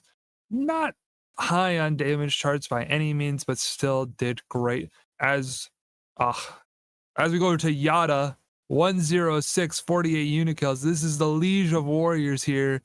You can see his crown in that profile picture. This man is happy with himself. Short sword player, so not going to have the highest of stats ever, but he is still going to be, you know, a very pivotal point of the Hot Dog team, doing that supply blocking and some other kind of short sword shenanigans. As we go to the Warrior side, MVP Iwin 0-1-2. Unfortunately, Iwin did not in fact win. He lost 0-1-2, 89 unit kills, doing fairly good stats here. Did very good trying to get his team the win here. Unfortunately, was not enough. As we go to Lockout as our most valuable tank, 0-2-2, 28 unit kills. Did pretty all right here. Took about 4.8 thousand million. 4.8 million damage taken. As we go to the person below him, Shook losing 2 of his lights very early on. Our glaive player here, but still having the second highest of unit kills, and these are not gray units. No, these are purples and blues. A little bit of that yellow turban farm there, but still very high on that unit kill count for his team. As we go to the post-battle analysis here, red is Hot Dogs. And yeah, 2 decisive fights, and it was wraps. Yeah, very decisive fights. And once again, 22 hero kill differential. I mean, that is quite honestly the difference between, I mean, Warriors, once again, Warriors is not a bad team by any means, but when you're going against Hot Dog, which is definitely a better team, even though Hot Dog has had a very rocky start going into these matches, especially losing against Vanguard. I mean, 22 hero kill differential is such a hero kill differential that you cannot beat that gap. That's just too much of a difference. You need to be killing these heroes. And I mean, this was just skill differential. It was still a very good plays by Warriors. They tried their best. Unfortunately, the $1.50 Costco hot dog had grass-fed beef, and it was 100% whole beef. That shit was delicious. It was crisp. It was nice. Had a good bun, a good flavor, and everything. Love to see it from the hot dogs. Unfortunately, Warriors will be out of here. They fought valiantly, but we will see you next tournament. As we go back to our cameras here. I mean, that was a good matchup by Hot Dogs and Warriors. Very good by Warriors trying to hold on there. Unfortunately, didn't get A or B on Reginopolis. You'd really hate to see that, especially on Reggie, where a lot of teams just give AB, but Hot Dogs just played it so well that really, what could they do? Like I said, Hot Dog showed up this week like a different team. That something got lit under them. Yeah, I mean, this was their knockout game, and they were 1-4 in this tournament. So this is like really hey, if we don't win this, maybe this is a sign that we shouldn't be playing tournaments anymore. Because I mean, you're 1-4. Yeah, losing 0-2 Deadly Sins kind of expected here, but losing versus Vanguard in a 1-2, that's just something that I think Hot Dogs was definitely just not prepared for mentally, to go 1-2 against Vanguard Rangers. That's no smoke against Vanguard Rangers. They performed excellently in this tournament, and honestly, if Vanguard Rangers went 2-1 against Warriors, we might be singing a little bit of a different tale here, but that's not what we have here. And in fact, they went 1-2 against Warriors, 2-1 versus Hot Dog, and now Hot Dog going 2-0 versus Warriors means that Hot Dog will be proceeding on here. And that was just a great job by Hot Dogs, bringing it from really a scenario where they were, with how they were playing, it could have been them out of the tournament, especially since they lost to Vanguard, and Vanguard won against Warriors. So that does seem like Hot Dog would lose against Warriors, but Hot Dog proved that, hey, they're still here to play. They're still a very good, solid team, and they pulled it back and they got the W. 100%. So, well, now we will be a little bit of an intermission here. Actually, what time is it? 48? You think we can talk for 12 minutes before this battle starts? We could. Sorry. Repeat that once again, cameraman. How do you feel about that, Create? That's fine with me. We're good. We're good for that. Then we will be going for a 5-minute break here, and we will see you guys very shortly.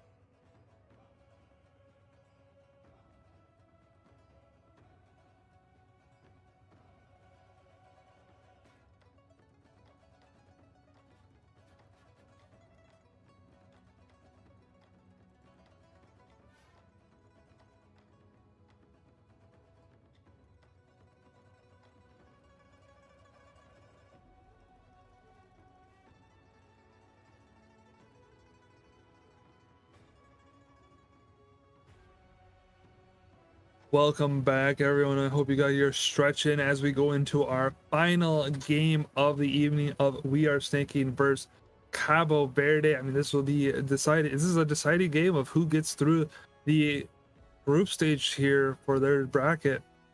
I mean, We Are Snaking and Cabo Verde have been performing very, very good here. They are both, I believe, 2-2, losing, 0-2 versus Zodiacs, which is to be expected here. And then going 2-0 against their respective bottom player of, I believe that is Exalted Few. So they are doing very good there, being 2-2 teams. So this could go either way. But as I was saying, I mean, let's go over the bans here before we get into this matchup. And this will be Reginopolis yet again. Good old Reggie. Reginopolis, but we do have a little bit of a different bands here. We have the bands of Siphanori, White Plume Guard, Doppelsnotter, Spartan Chosen, Queen's Knights, and Shenji Grenadiers with the save of Phalanx and Lion Roar crew. Lion Roar is definitely a very interesting save here, especially on Reginopolis, where it isn't the greatest of cannon maps I would think of. It's definitely a map to play cannons, but it's not a map that I'm like very excited to play cannons on. And then maybe Flames, on defense, if you could have them in C point, maybe if you could avoid the mortar phase. Because if you play a mortar dodgeball, don't get hit by the mortar, you keep your cannons alive, and then you just set up at the back of C and just start blasting in. It is definitely still a good spot to be in, but it's not the greatest specialty that I would bring in here. But I guess with Flames and Shenji band, your options are looking pretty small, pretty dire there. Maybe you could have brought, I don't know, a different ranged option. What if we bring the Tertio gun or the Royal Longbows instead? Bring a little bit of ranged fire into this. I might be a little bit stretching there, but it would be kind of funny to see. Other than that, these are fairly standard bans. I will say, fun little fact about Cabo Verde here: they have banned Spartans in every single game. They have not let it through one time. They do not want to deal with the Spartan Chosen at all. They don't want to deal with it. I mean, I understand. I wouldn't want to deal with Spartan Chosen either. It is a very hard unit to kind of deal with, especially if you're going against a coordinated team. I mean, Spartan Chosen, they walk forward. They're so tanky while in their walk that you really need something like Queen's Knight or something with a very high minimum damage or just very high damage in general, kind of like Zweihanders, to really get through the Spartans Chosen's just block and damage reduction that they have there. So I understand it. Let's bring back to our cameras here. I mean, either way, this is going to be a very interesting matchup. I mean, we saw the tower shields were banned, so the gold tower shields. So I mean, this could still go either way. You're still having to rely on those purple tower shields. I mean, they're still good, but they aren't Spartan Chosen. They aren't They aren't Spartan Chosen pushing power, and they aren't White Plume Guard holding power. But they are still. Star Wars are still a very good shield unit either way. But I mean, yeah, I think exactly.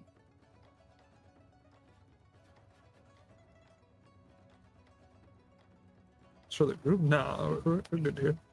We don't need to show. I think we're good on the screen here. I think we showed enough of the bands here, but yeah, let's.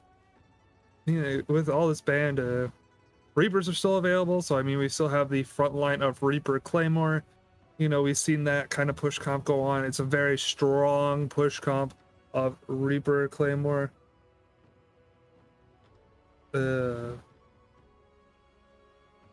So, and even with tower shields being banned, I wonder if any team has figured out how to really deal with a Reaper Claymore push.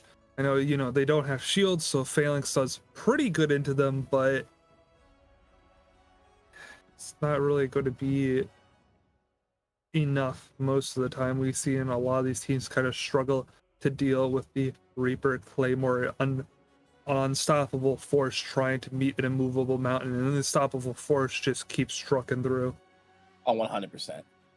I honestly, even if I was trying to think of it, the Reaper Claymore push, what would I do to stop it? Almost throw your own Reaper Claymores back into and hope you just better hero play. I don't know if there is a comp that sits and holds it because of, especially if you, let's say Spartans weren't banned. You throw Spartans in there, they're just disrupting everything as they walk through, which lets the Reapers and Claymores just do their thing. Even ISGs getting in there can disrupt. Just that tanky front line that the damage is going into a shield, the Reapers and Claymores just walk through. Yeah. I mean, it's just very hard for any comp to really go into it. I mean, you could be like, oh yeah, I'll just bring a Rochi, but Rochi don't have the minimum damage.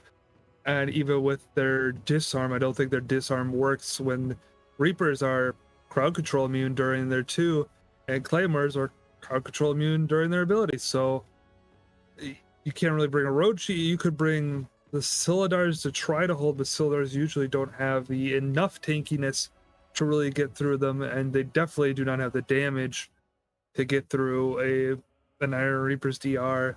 They don't have that high of damage dealt, minimum damage dealt, and then Zweihanders do pretty okay, but again, just doesn't have that damage dealt. I mean, they're removing defenses, which I guess against Claymores works really well, but Reapers just have such high defenses and high starting damage reduction. Even Zwei's probably aren't going to get through, so it's very hard for these units to get through. I mean, maybe you could run a Varangian. You know, Varangians have a lot of sustain in their kit. They might not have the damage reduction, but they do have quite a bit of sustain. Give them with a Claymore buff, you're probably a little bit happier, but it's still, you're just it's very hard to get through these units. I mean, you could bring Wuxing Pikemen. You could bring Wuxing Pikemen, but they're so fragile that even with how much damage they deal, just too fragile. So, I mean, maybe we see the gray hair garrison. I would love to see the gray hair garrison, but the gray hair, I mean, they have 40% damage reduction if you let them fully stack up. So, like, if you think about it enough, they might be able to hold a little bit there if you just get that timing right. But as we go into this, obviously we are not going to see a single old man on this field. They are in retirement. They've been in retirement since season 7 or 8 when they came out, whatever season it was. Yeah, they've been in retirement since they got released. Unfortunately, they never left retirement. Guys got on the field and instantly retired. Looking at the regular comps, I mean, this comp's looking exactly like we said. It is Reapers. It has a lot of cav for Reggie. There's a lot of cav over there. I'm gonna be attacking me. They're attacking. Not depending. I mean, it's not. It looks like each one of them has like 1 cavalry. They're just starting with their cav. It looks like a lot more cav than it really is. Yeah, they're all just starting with their cav. That isn't. I guess it is in a way an anti-Sally strat. You're gonna come out with cav. We'll send our own cav into you. Like, it's not Cabo the most effective way. Yeah, but Cabo Verde doesn't look like they will be doing any kind of sallying here, though. With that composition, that is damn near all infantry. I think if they went out with that, if I remember last year's CBL Grand Finals, this exact map, I want to say it was, I don't know if it was Zodiacs or whatever the other team's name was, something about Cope.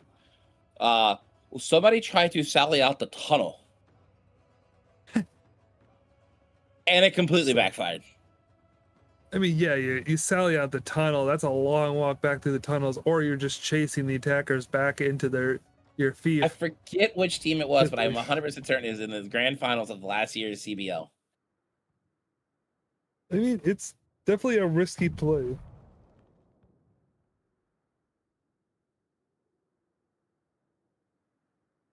It was something about, I think it was the We Are Coping in Zodiac's Grand Final. Somebody tried it. Or Copium something Copium. That team changed their name every tournament.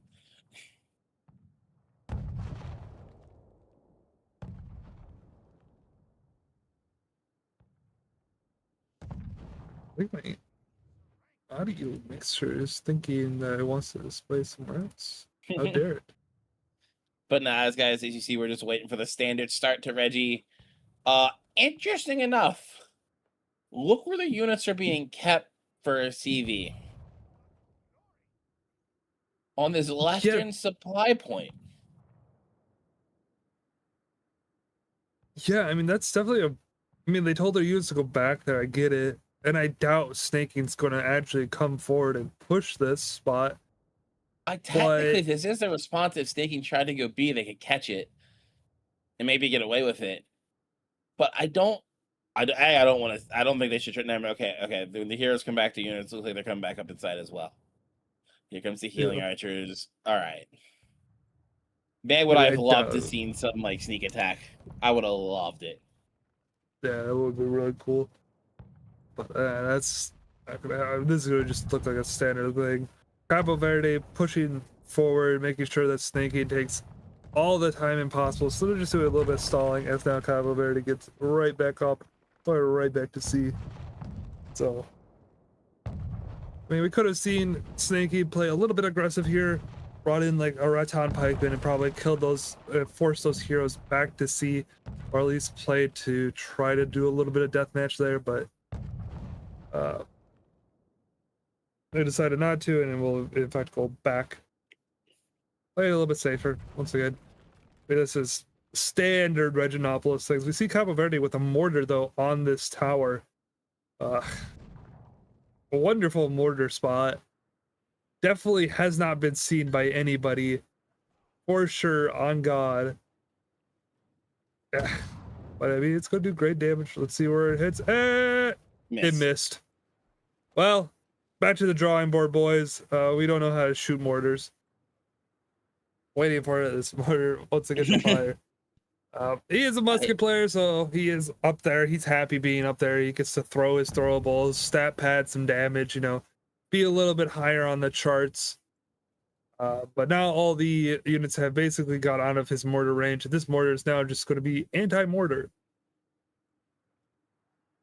I mean, he could loop it down in there, right? Yeah, like that.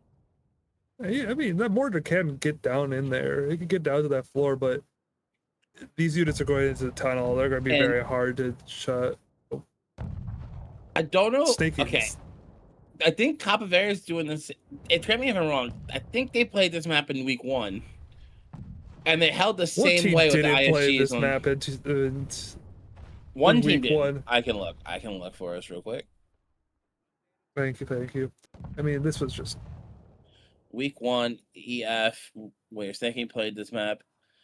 Cabo Verde has never played this map. They played Kurak versus Zodiacs. But they're going to get aggressive down the stairs here with just the ISG. Here comes all the units should be responding right now from We Are Snaking. Punish this. Yeah, what is happening here? They're going to get out with a self treb. Oh my God, the self treb. Over 3/4 of the ISG unit escaped. That is almost unacceptable. Yeah, that was. Oh my God, that was. That was just a. It was such a bad Cabo Verde push out, and then it's just a worse response by We Are Snaking.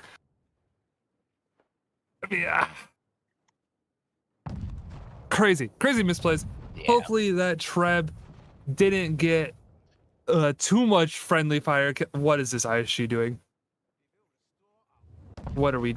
We are going so far down the stairs. I would love Snaking to punish this gosh darn Imperial Spear Guard unit once. Right?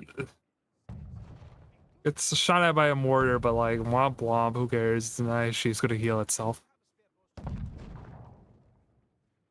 mean, this is. We Are Snaking it's only placed down 7 on their artillery. I don't even see much of their artillery being placed, so I don't know what they're really mortaring because they haven't placed more. Cabo Verde has placed more artillery. No, they haven't. They've only placed 6. Whatever. They've placed very similarity as now Snaking finally pushes out from their little hidey hole from their tunnel. Cabo Verde now goes back into C. The Treb is stopping from place. pushing. It's to stop the aggression so they can turn the corner. But they're not turning the corner. Oh, the Treb was pointless now. The Treb was great. If you turn the corner after the Treb. They are turning the corner after the Treb? Okay. This is levels that we cannot explain. Snaky knows what they're... What are these... What? Okay, they're going to come in from both sides of AFC point. That's fine. Okay, we're doing a split. Here we go. This is Cabo good. Verde is ready for him. Here come... Cabo Verde actually is not ready for this. IPG walking the ISG. Love the it. Flames embrace. The Claymore charging. The Suits and Dingers have fired. The brawl for the right side is begin with the heroes. Who's going to win the hero fight? The got jumped on. It's hard to tell who's winning this fight right now. All the heals are still ticking. As we wait, it's going to come down to hero play, but it looks like We Are Snaking is behind Cabo Verde. And the hero trade, Cabo Verde is going to get one of these units. It's still a slow slug fight. No one is actually look like they've taken the advantage here. We Are Snaking is taking the advantage of the point, though. The second Dinger shot's going to come in and heal the rest of the units up for the side of Cabo Verde. Now here comes the Cav from Titan. A little bit of a gentlemanly Cavalier. But it looks like Cabo Verde's shoots of dingers, in my opinion, is what saved their front line from fully collapsing. Getting 2 full shots off in this fight without being dealt with is so much healing done in one fight. We Are Snaking has to get somebody up that tower. Yeah, I mean, they still have those shoots of dingers up. It looks like quite a few models are still remaining. I mean, that... And they should have at least one more shot without needing to resupply. Unit quality badge is still going to Cabo Verde, but I mean, that's still a 200 unit differential. It's only 120 gold advantage for Cabo Verde, so not that crazy, but that's still, but yeah, it's just quality advantage for Cabo Verde. Purple's looking a little bit more even, more in favor of snaking, but depending on what gold units are, these gold units could definitely make a better, lasting, more impactful impact than these purples.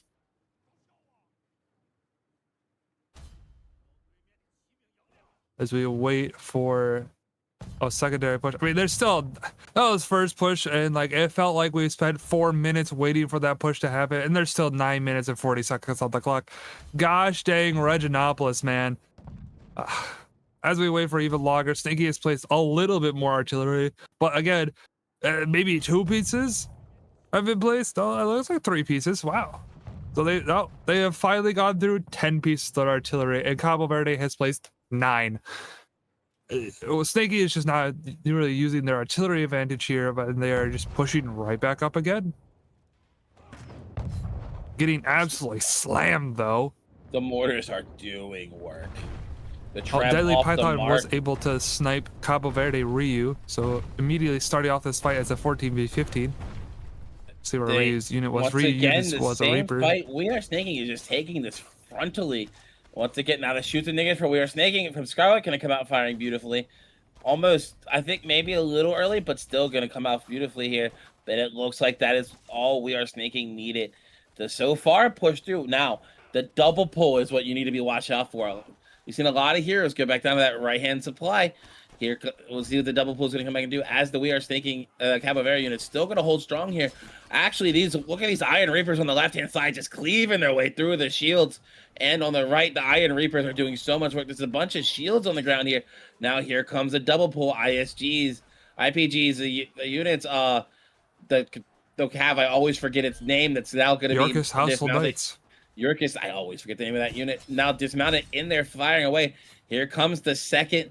Once again, we're seeing very good gameplay from Cabo Verde coming out. Tiger and Leopard Cav. Very, very well. Just like we saw last week, discipline.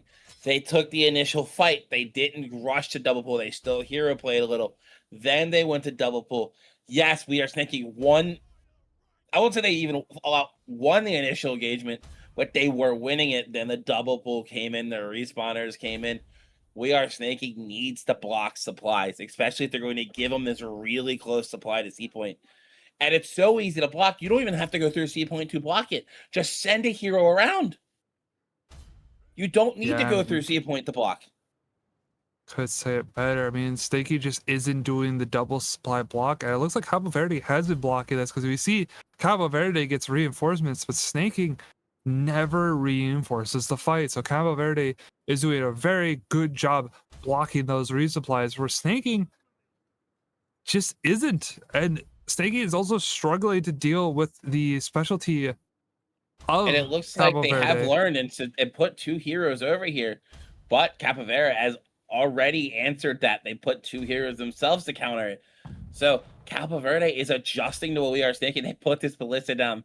They're going to try to snipe one of these guys as they come up. I love to see the ambition.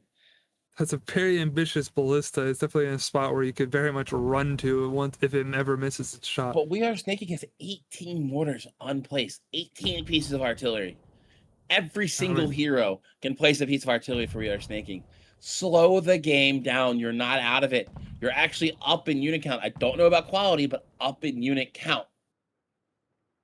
Yeah, I mean, quality, they're definitely... Quality is about even. Really. Actually, never mind. I'm going to take that. No, quality is definitely in favor of Cabo Verde here. They narrowed that gap even more. I mean, Cabo Verde is definitely winning these unit trades for gold. Yeah. Now, I mean, this push is looking a little bit weak as Cabo Verde now bombs the hell out of this push as it walks up these stairs yet again. CC immunity from the yellow turbines as they turn around this corner. It looks like they were going far around. We're going through breach. We're going through breach. We're going all the way behind C. I mean, it's a long walk. You know, not everybody could do it, but we are sneaky. We'll be going all the way behind C. I do like this a little bit more from them. Their trebs will get a little bit better value here. Hopefully not friendly fire value, but, you know, value of getting a little bit cleaner of hits as 100%. They get supply sitting back on this home point. We are thinking finally try something different, take supply, but it still doesn't stop the double pull. Now we're we're going with the classic mortar phase. Like, I'd have loved to seen this the first push. It's almost too late. Look at the clock. Cabo Verde just has to back their units up and then walk them forward when you come in, and then rely on the double pull. They don't need to be aggressive here. Cabo Verde has this game in the driver's seat securely here. We are sneaking. It's mortar phase. It seems like a last-ditch effort. Like, this is something they just saw in the game before. But this looks like something they just saw in the game before, and their shot caller panicked. It feels like it's off script for him right now. Yeah, I mean, they had 2 pushes to the front, didn't work out. Hey guys, it isn't working. Now we're going behind C. We're setting up a mortar phase, and I mean, I'm glad they're finally using their artillery, but it's a little late. 4 minutes on the clock. I mean, you still have time to do a push, but you don't have really time for a second push now. This push has to go in, and if it fails, we're panic pushing in afterwards. So definitely a very rough matchup for Snaky as they now walk forward. I don't even think they use most of their artillery shots here. They're walking forward into this little gateway here. ISG set up here, get a little bit of a thunderstruck there as they walk forward. Beautiful treb location. Just sit. Yeah, this is such a now we are thinking you just gotta sit. Let the treb hit. We just sit here. A little bit of miss. That was a good one. It's just disappearing into the blob, but it is doing massive good damage. Treb on the right, but the snake is just collapsed on the left-hand side. We are snaking overextended. They overextended to the left and just got absolutely once ran over.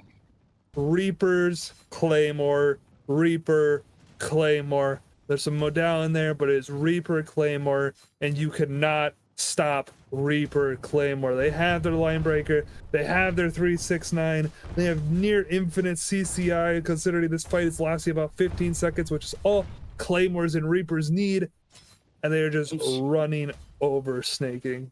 I'm gonna say this now. This tournament is coming down to a 3-country race. Cabo Verde representing Brazil.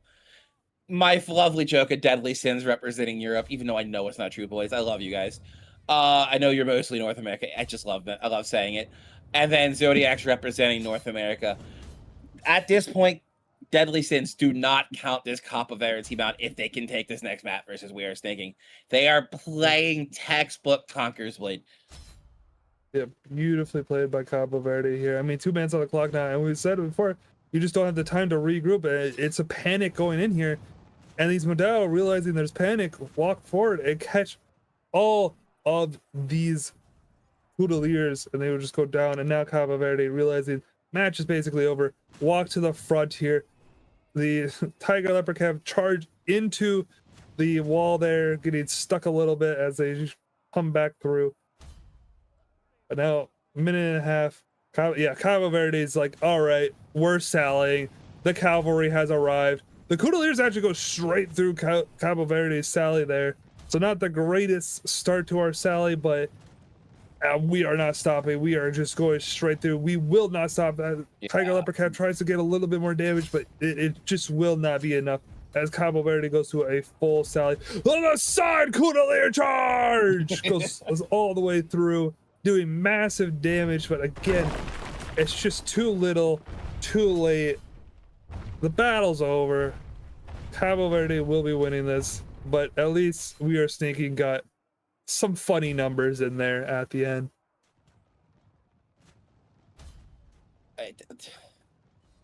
This Cabo Verde team is proving trying to prove this is not a 2-horse race tournament.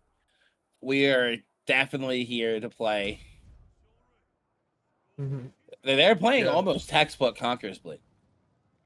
Yeah, I mean, it's beautifully played here. I mean, Stanky is definitely making quite a few mistakes here, so definitely would love to see Cabo Verde versus Zodiacs. I mean, we did see Zodiacs versus Cabo Verde before. Well, that was 2-0, but I mean, Cabo Verde, maybe they've been doing a lot of scrims, a lot of practice in the back here, and they were definitely performing a lot better here against We Are Sneaking. So as we wait for the timer to go off, waiting for Snaking to leave the match. There we go, final death finally happened here. As we go to our MVPs, We Are Snaky MVP Scarlet, 035, 56 unit kills. As our dual blades player did pretty good here, not terrible. As we go down to Alowin as our most valuable contribution boys, doing not even breaking 100,000 as our Bastard Sword player. And I would love to find where that person who placed the Treb in and call them out of the team damage. But I feel like that would be a little bit targeted. You check the bottom of the leaderboard for that one, my friend. Let's go to Crew. Are there shorts? I don't know if I want to call him out there. He's bottom of the board. Let's find somebody else. Let's go to 26. No, it's not them. It would be hundreds of thousands. We're already in this process. Go through the leaderboard. Just start clicking on one after the other. Right there. 68. No, that was only 68. Keep going. It has to be hundreds of thousands. That Treb hit like a full stalwart unit. Huh. Okay. Yeah, we just don't know who it was. Nobody's. It was at 68,000. It's at 68,000. I guess it wasn't 68,000. I would have assumed that did like hundreds of thousands. That hit a full stalwart unit. Either way, good job by Swear Steak. I mean, no one's really, besides a single digit, no one's really out of position there. As we go to the Cabo Verde side, MVP Dr. House, 7-0-13, 219 unit kills, and still only 160,000 with his hero. I mean, unit play, wonderful there. I mean, those are amazing unit stats. Might want to work on his hero play there, but I mean, 7-0-13, 219. That is just such an amazing stat line that if all we could say is hero play needs to be better. The crazy thing about this, I think he's their shot caller too. To do that while shot calling, I think it's him.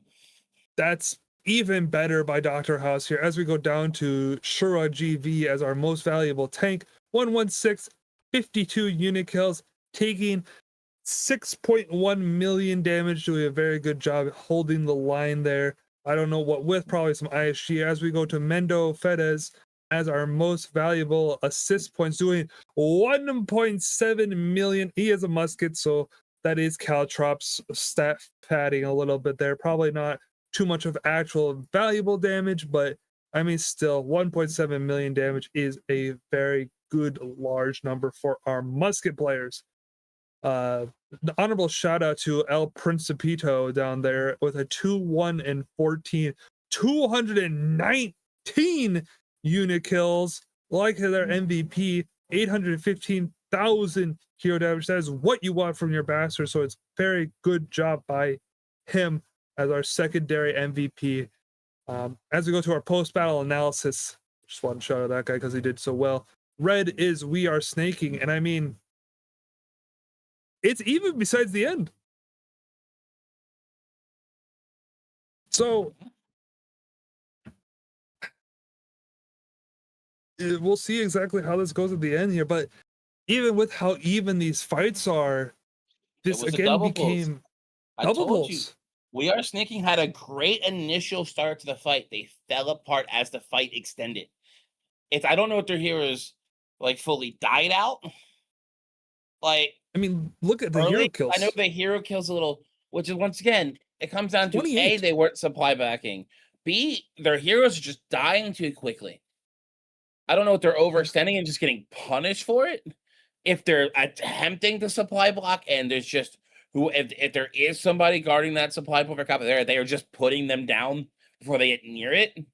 Something needs to change with their heroes' survivability in these fights, because these fights, with how strong and tanky these units are, they're a long, extended engagements. There's not like the last match we saw where the tanky units got thrown out the window. This is extended fights. These fights are going to rely on double pulls and the ability to resupply the fight, which Cabo Verde excelled in this match. Yeah, I mean, it definitely came down to that double pull kind of play there. I mean, even if you're fairly even on your fights, if the other side's getting reinforcements and you're not, you're gonna lose these fights. And we saw that from We Are Snaking. I mean, their first two fights, they went even. That last fight was really the only time where they just heavy losses. And those heavy losses were because it's Reaper Claymore. It is just an impossible force to really stop that. You can't do anything without White Plume Guard or Spartan Chosen. And unfortunately, both those tier 5 units have been banned. So you can't be bringing those. So you gotta find a different unit. And I don't think Snaking, or really any team, has found a true answer to Reaper Claymore. And you know, it's definitely hurting if you aren't running Reaper Claymore. You got to figure out how to counter it, and if you can't figure out how to counter it, you're just going to be like We Are Snaking, where you go in, you try to do a push, and then you get Reaper Claymored and can't do anything. Maybe the answer is 3-4 phalanx, just constantly poking in there, doing high piercing damage. Maybe it's something else. I don't know. But as we go in, I mean, now it's Cabo Verde on the attack. And I mean, yeah, these fights were even, but with the hero kill looking so in favor of Cabo Verde, you know, that 28 hero kill differential, I would be kind of surprised if We Are Snaking wins this out. This was, I mean, even as you said, the shot caller of Cabo Verde going 7-0 at 13, 219 unit kills. Yeah, his hero damage wasn't that great, but he wasn't getting the hero play. But as a shot caller, getting that kind of stat line. And if he's not the shot caller, I apologize to you. I just know he shot called some of these teams in the past. So, and he's the only one I know for that team that has shot called. So I do apologize if you're not getting credit and you shot called. I love you. It's nothing personal. Yeah, so I mean, either way, it's an amazing stat line if he's shot calling or not shot calling. We saw another person on his team getting that 219 unit kills as well. So I mean, just amazing players on Cabo Verde being able to get to 219 unit kills. Getting above 200 is just an amazing achievement in and of its own rights. Oh, 100%. That it really deserves that MVP title either way. So Cabo Verde has some heavy hitters there, and We Are Snaking looking like they're in some dire straits here. And they're looking like, oh man, we got pretty even on these fights here, but that last fight was just a little bit too much.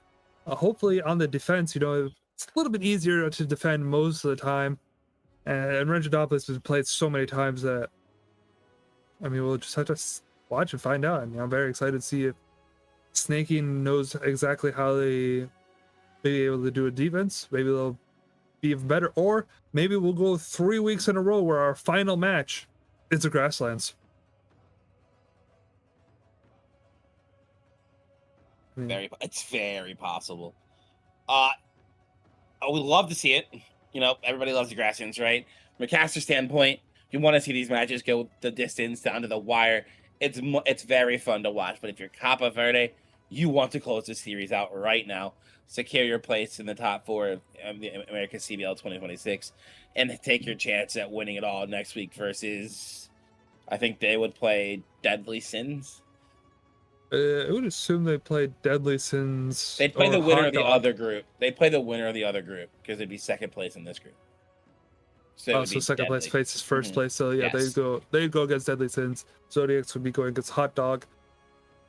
I mean, it's definitely a very uphill battle going against the Deadly Sins, but Cabo Verde is doing pretty good here so far. You know, they went 0-2 against Zodiacs, but you know, Deadly Sins is a completely different team, and I mean, Zodiacs is the reigning champion, so you know, you can only expect so much there. I mean, Cabo Verde is totally very good here, and maybe not as clean as they would like to be going against We Are Snaking. We Are Snaking is, you know, looking like they're performing very good, but I don't know if many of these players are, you know, on the top tier level. They are performing very good, but they might not be the greatest. They're still doing good. As we go into our next matchup here, Cabo Verde on the attack here. Looking fairly standard. I love Scarlet's loadout right now. Definitely the best loadout in the game. On the Cabo Verde, he swapped it. Never mind. That's kind of a bad loadout now. Yikes. Going back over to now the We Are Snaking side. Very traditional. We do see a lion roar. Oh, Sally. Yeah, good potential Sally here. Double cannons by snaking. Double cannon? I mean, was it snaking that said the harangue is questionable for if this is a Sally? Double cannon. But it looks like a Sally. It definitely looks like a Sally. I mean, we're bringing quite a few green cav here. Maybe baiting Sally. That's a possibility. Anything to solve that little bit of the clock, right? Mm-hmm. You never want to let your opponents know what you're doing. Always keep them thinking. So it's not a bad idea to fake Sallies. Yeah, I mean, Reggie is definitely not the most Sally. We've seen one work today. We've seen a Sally done to perfection today. Yes, we have seen a very good Sally with Hot Dog. So, I mean, it could happen, but I don't know if we will be seeing it happen. I think it's a very risky play for sure going in here. Well, let's see as we go through our Reginopolis cinematic. Beautiful Reginopolis. Hate this map. Beautiful map.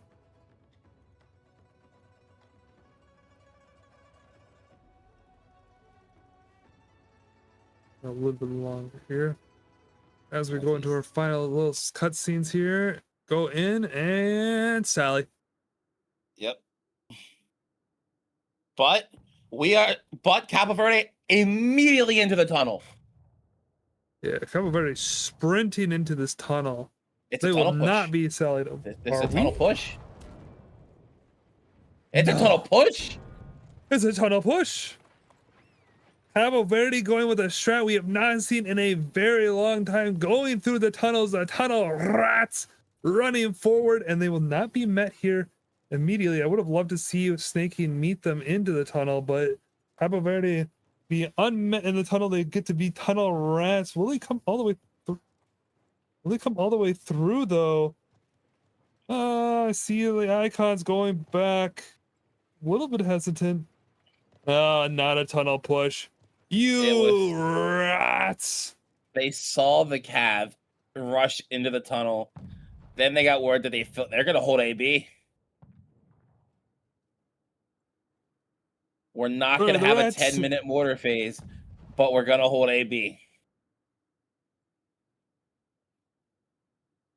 Yeah, I mean, this is...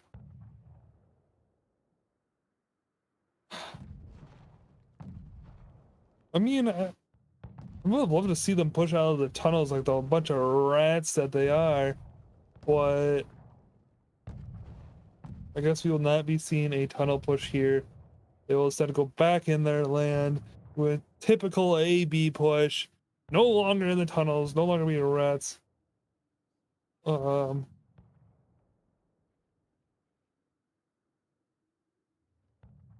As we go through here, fairly standard.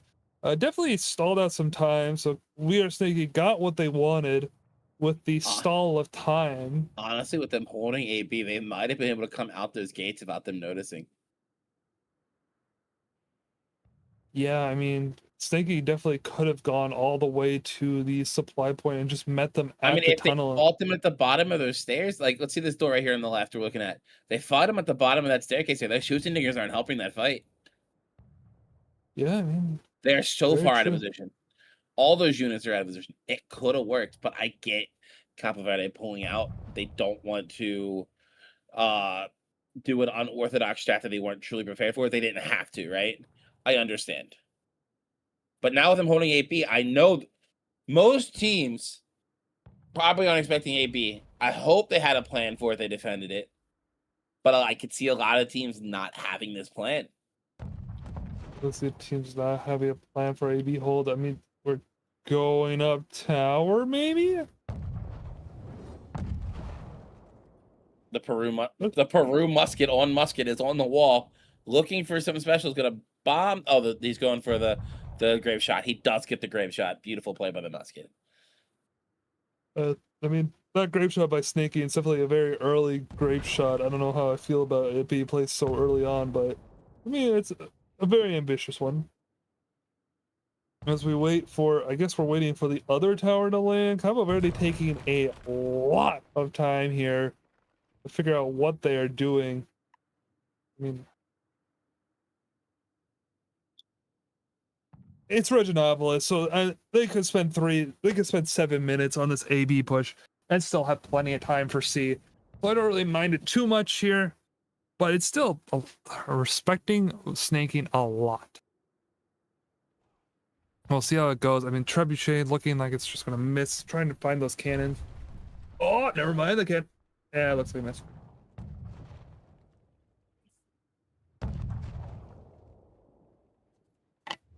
Mortar being placed on the tower. I do enjoy this by Cabo Verde. I would love to see them place more artillery just to find out where Snaky has done anything. Unfortunately, it doesn't look like they're defending their artillery at all. So, not really the greatest when you're placing your mortars and they just get immediately ran up by a short sword that goes Thunderstruck and kills your mortar immediately. So, unfortunate by them. Yeah. Looks like they will be going up this A side tower. We saw this push earlier. Let's see if they'll execute it a little bit better than Warriors. That's right. After there's, so many fights, so many teams. Let's obviously Treb coming in yet again. Is looking a little bit juicier of a Treb. Just narrowly misses the pocket though. So not getting as much value as you like, but still getting good hits there. So we're still waiting for this. A little bit of a deathmatch happening here. Dark God stuck getting hit by his bastard sword. Muskets shooting down in there. Interesting ballista placement. Yeah, that is ballista gets hit by a singular musket once, but I mean, I don't know the it's brave. angle it has. I think it hits down there. Okay, maybe it doesn't. No, it hits the stairs. Like, okay, this ballista's a little troll. I mean, I think he just hit a claymore, so I guess. All right. Semi-value. But here we go with the supply push. See, if you're gonna commit supply. I love this because you can still double pull, and they have nowhere to double pull safely from. They have to go all the way to the other side of B to double pull. You just gotta walk right back out. Now, what you can't do is allow a member of We Are Snaking out on your bombards. Yeah, that would be funny here if Snaking actually right got on the claymores with the Treb, but Cabo Verde is all the way in before We Are Snaking's anywhere near this fight. Cabo Verde gonna push through the first set of units, instantaneously wiping them clean here on this supply point. Cabo Verde working as one cohesive unit as We Are Snaking is living up to their name and snaking into this fight one by one by one. The Cocos up top, still just free throwing, but these Cocos are not what they used to be. Capo still going to continue to push through this fight nice, cleanly, slowly as one cohesive unit. Another unit can be thrown in on its own. Those Iron Reapers are going to get deleted within 3.4 seconds. Now a Stalwart and Modal going to try to come in. Modal's going to brace it. It's going to get swallowed up by the ball of Cabo Verde. Cabo Verde going to make this look easy as they begin to walk up onto the C point here to stop the kill of the leftover heroes here. And now they're going to set up on the C point. I believe they're going to go maybe... They're gonna go set up on the C. Lion War just out in the open. Lion War gonna jump. He jumped on by the bastard swords. Oh, it disappeared. Wasn't able to now retreat. Here comes Elowen and his Phalanx, but Iron Reapers instantly into them. I might have been a little bit of an int there by Dark God. Now Titan gonna try to get his stalwarts back out, and I don't think he will. Rest in peace to this unit, but I do believe this is the remaining units from his first push, so it doesn't really hurt that much losing it. The Coutelier is gonna be stunned a little bit. The Beck to Corbin from Titan. Love to see that ability being used again. Yeah, Polex having their one damaging ability of Beck to Corbin does give him a little bit of damage in there, but it's definitely not enough there as we go in. I mean, that was just a great push by Cabo Verde, and We Are Snaking lived up to their name there. For sure. One by one, they walked into that fight. Yeah, just a slow trickle feed of units in. And I mean, they live up to their name. They really do. Every single time we see We Are Snaking, they really live up to their name. Justice onto the short sword. Will he live forever? The ISGs are meeting ISGs. Look at them. Look how beautiful this is. ISGs meeting ISGs meeting ISGs. ISG meet. Oh, there's an ISG sandwich. Oh, it's so beautiful. Nothing's happening here. Nothing's dying in this fight. It's just ISGs. Don't worry. Now the Iron Reapers and the Claymores they're trying to clear these ISGs out. Cabo Verde can catch them. This is beautiful. They have the Claymores, Reapers are coming in. All the milk truck getting caught out. Now Deadly Python is coming back in. Treb to come out because you know they're gonna walk out. Where's the Treb? Where's the Treb? There's the Treb. In a beautiful spot. Cabo Verde realizes it and they start retreating back. And We Are Snaking doesn't realize it. Oh, this Treb is just massive. Oh my god. They traded a unit of ISGs for a massive Treb, gonna do damage on about every single unit left on We Are Snaking. Now, Cabo Verde, will they use this moment to push on up and not let them re-heal? But it doesn't look like Cabo Verde is in the position to do that just yet. Now the ISGs that were just caught out are walking back up the staircase. It's pretty much saying you did nothing when you came out that time. My unit is still alive. This is just such a beautiful play by Cabo Verde. I mean, it was just really the ISG sandwich was really funny. They brought in the Reaper Claymore to kind of bully them back, and that baited so much of We Are Snaking to come out and deal with it, and they took so many trebuchet hits. Also, weird positioning by We Are Snaking. They have a Stalwart and a Reaper just outside C over here. Their plan is, I assume, to catch Cabo Verde at the top of the staircase, and that to be like a sandwich unit. The Harong are walking through the breach right now and sitting up there as well. I don't know how I feel about it. Also, We Are Snaking Milk Truck went down there. Just kind of got caught out of position, looks like. ISG still holding the line, waiting for their commander to come back. Unfortunately, he's never going. He will be coming back, but not right now. He'll be coming back after his death spawn timer. So wait here a little bit. Again, We Are Snaking has the cooliers out there. I see the poleaxe actually getting them out and killing them as well. So Snaking is losing just so many. Once again, trickily losing their units. They're just coming out one by one, trying to maybe do a little bit of the ego battle, losing the ego battle, and just going down in the battles. So they lost their ego, they lost their unit. Maybe it's a double L. Either way there. You would hate to see it. As now Cabo Verde pushes up the staircase. Where will they go? Will they go straight to the C point, or will they go around? They're aggressing. Here they come into the back of them. Yep. Here.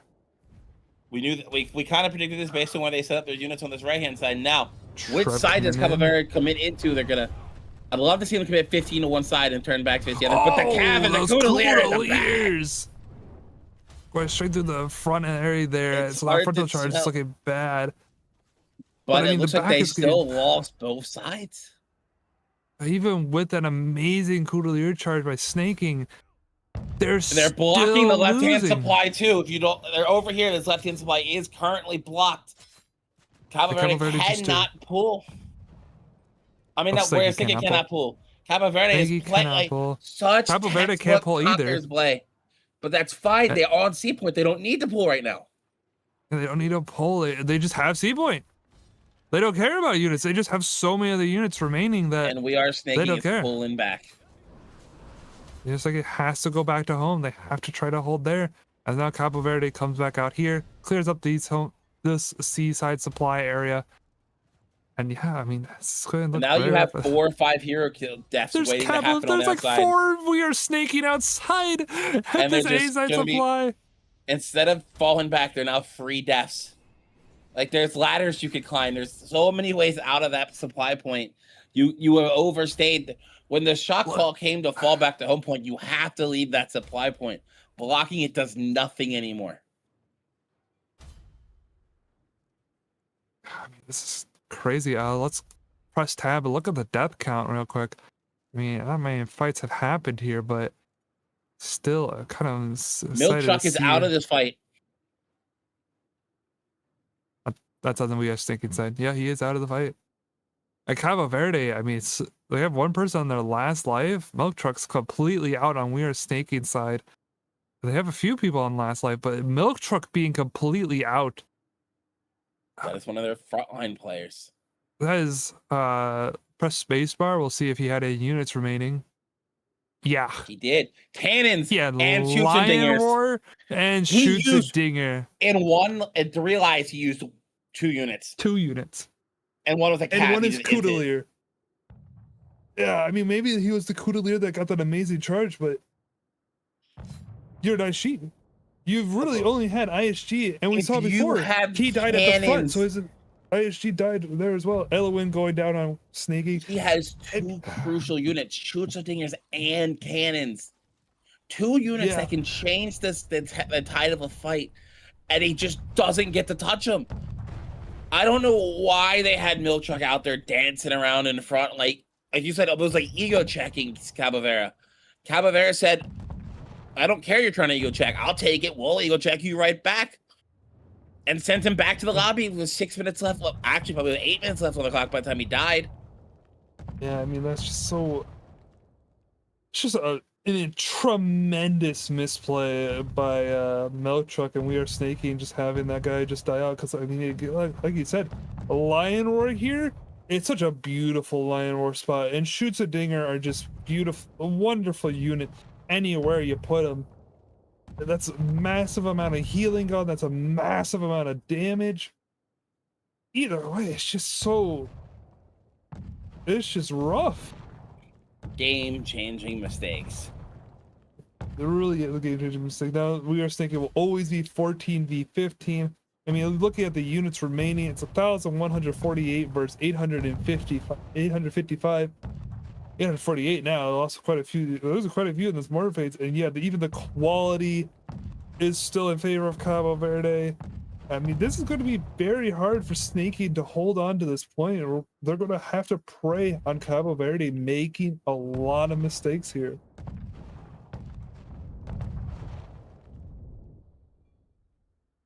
As we wait for this push to happen.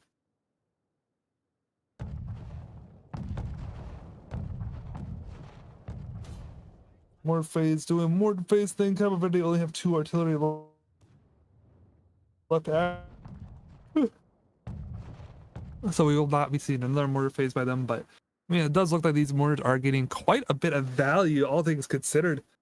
Probably about 30-40 unit kills, which is honestly a tremendous amount. Now, but hear me out though. If We Are Snaking can manage to win this fight, look at the clock. I mean, We Are Snaking holds one fight, and this clock comes into a big game changer here. That whole start shenanigans of through the tunnel, out the tunnel, cost maybe 3 minutes. If We Are Snaking can hold one fight. They don't have to win the game. They got to hold one fight. Yeah, they definitely they don't have to win any. They don't have to win the game. They just have to win a fight here. I mean, looking at Cabo Verde's push comp, I mean, you see this IC Reaper, Claymore, and they have shoots a dinger. And here we So go. this is a heavy push cup that is going to be running through this gate without This me is the going on fight. Braceon. I see Village Watchman charging in.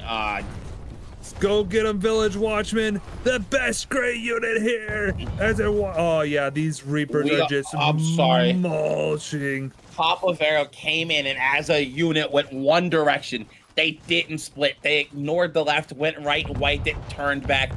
Such beautiful play. That is how you do it. Chowing through. And then they're pulling out. I see so many Reapers leaving the fight, leaving the gate. Yeah, I've seen a lot of Reapers leave. Trev coming in, getting the medals. That Lion Roar by Ray. Is this the double pull? It's the double pull of Cav. All those Reapers were retreating. People. Here comes the Cav from Cabo Verde.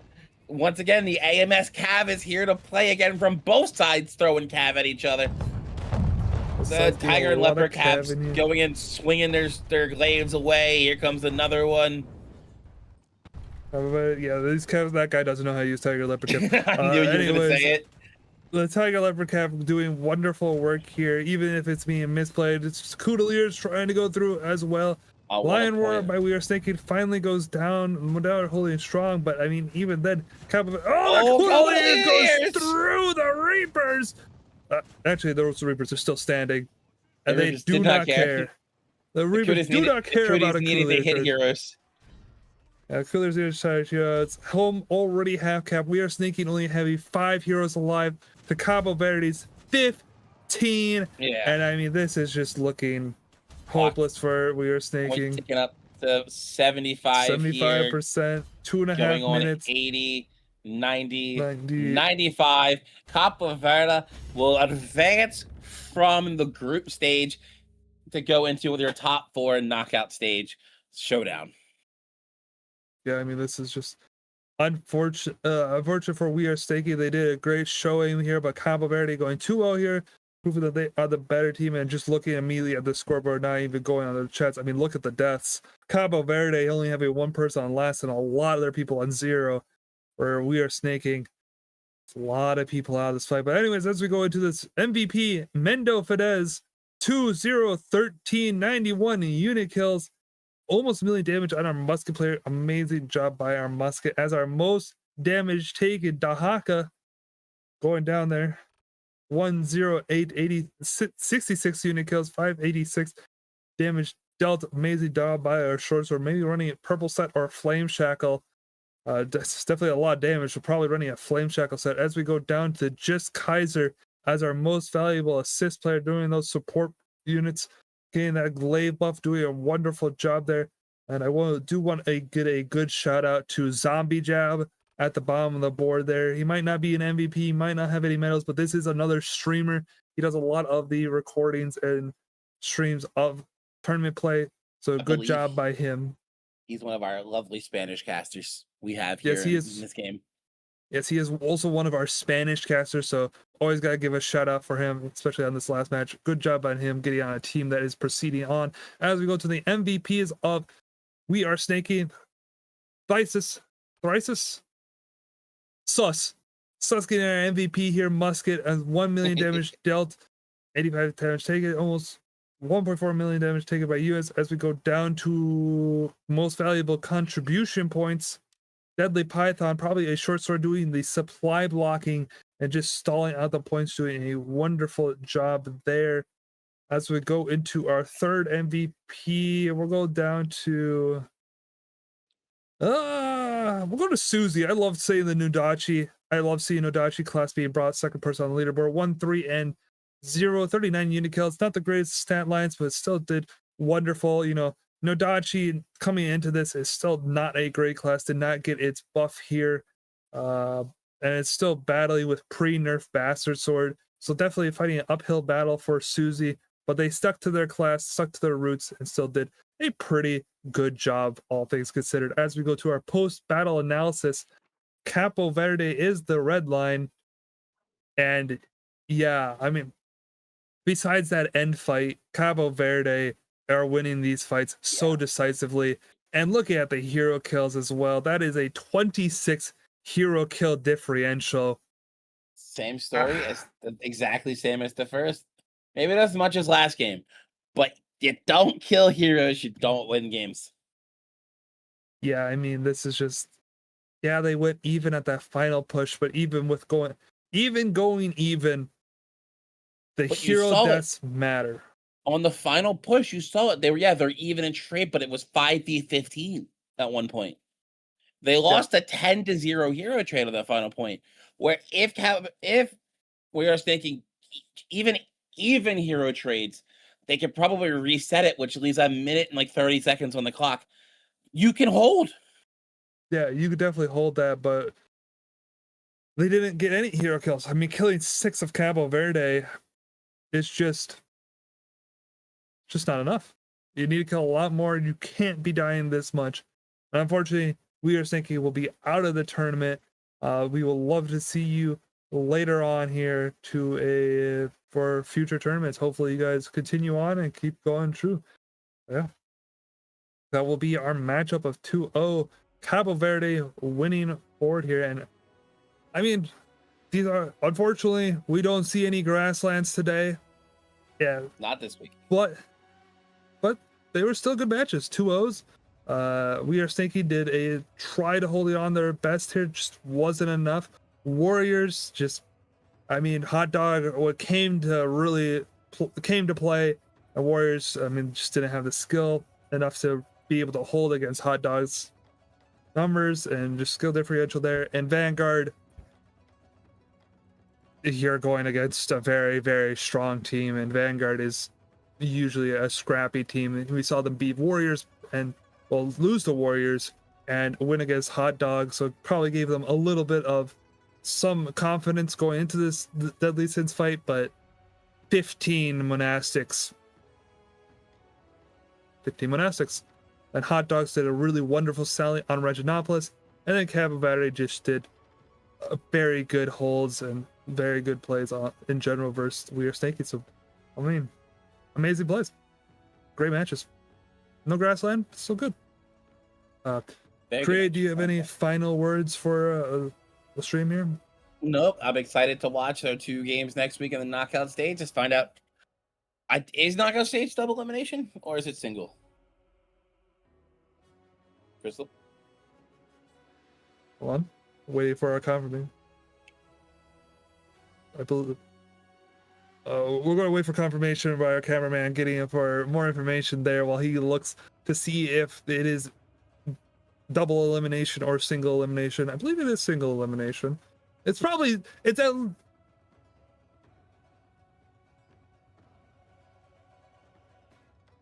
right. So we will be having double elimination here going into this. So we will have a winner bracket and we'll have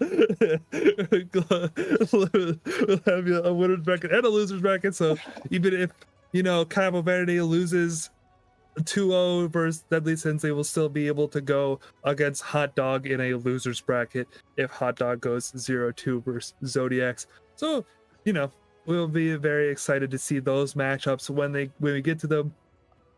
But that being said, boys, that is the end of our group stages for Conquerors Blade League Americas. A wonderful job by Zodiacs, Cabo Verde, Hot Dog, and Deadly Sins proceeding on to the elimination round, and we will see you guys next week. See you guys. Bye.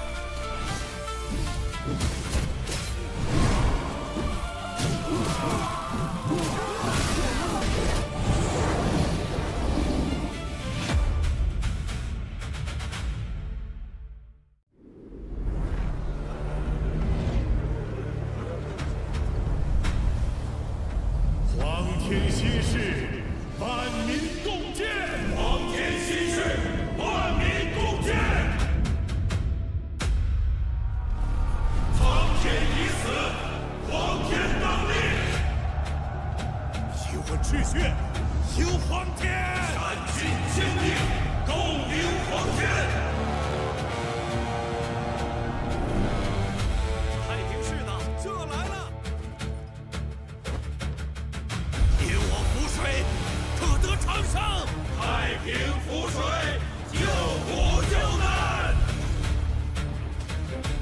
皇天心血，万民共建，斩尽奸孽，共迎皇天。斩尽奸孽，共迎皇天。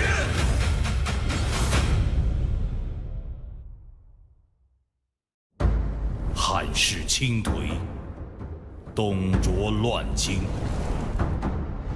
暴政之下，天下震动，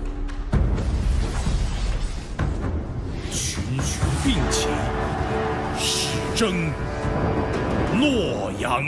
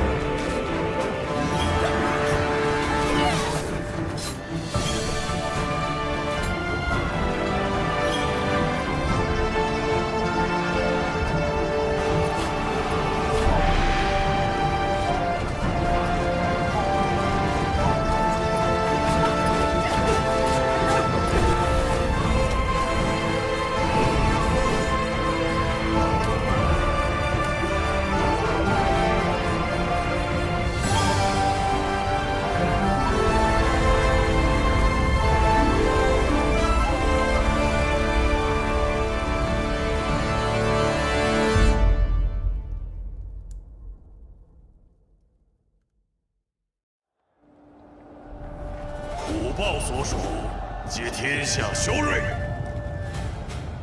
天下修睿，舍我其谁？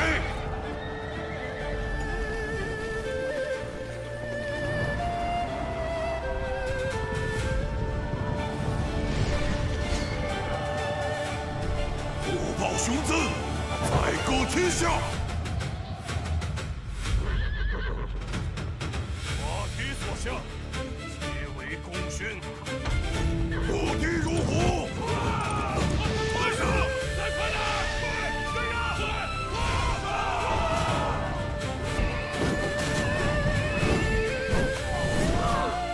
虎豹雄姿，宰割天下。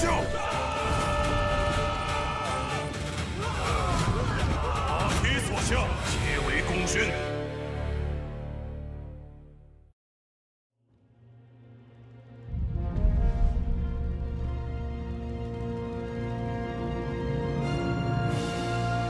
Hi everyone, I'm Miles, producer of Conqueror's Blade 3 Kingdoms.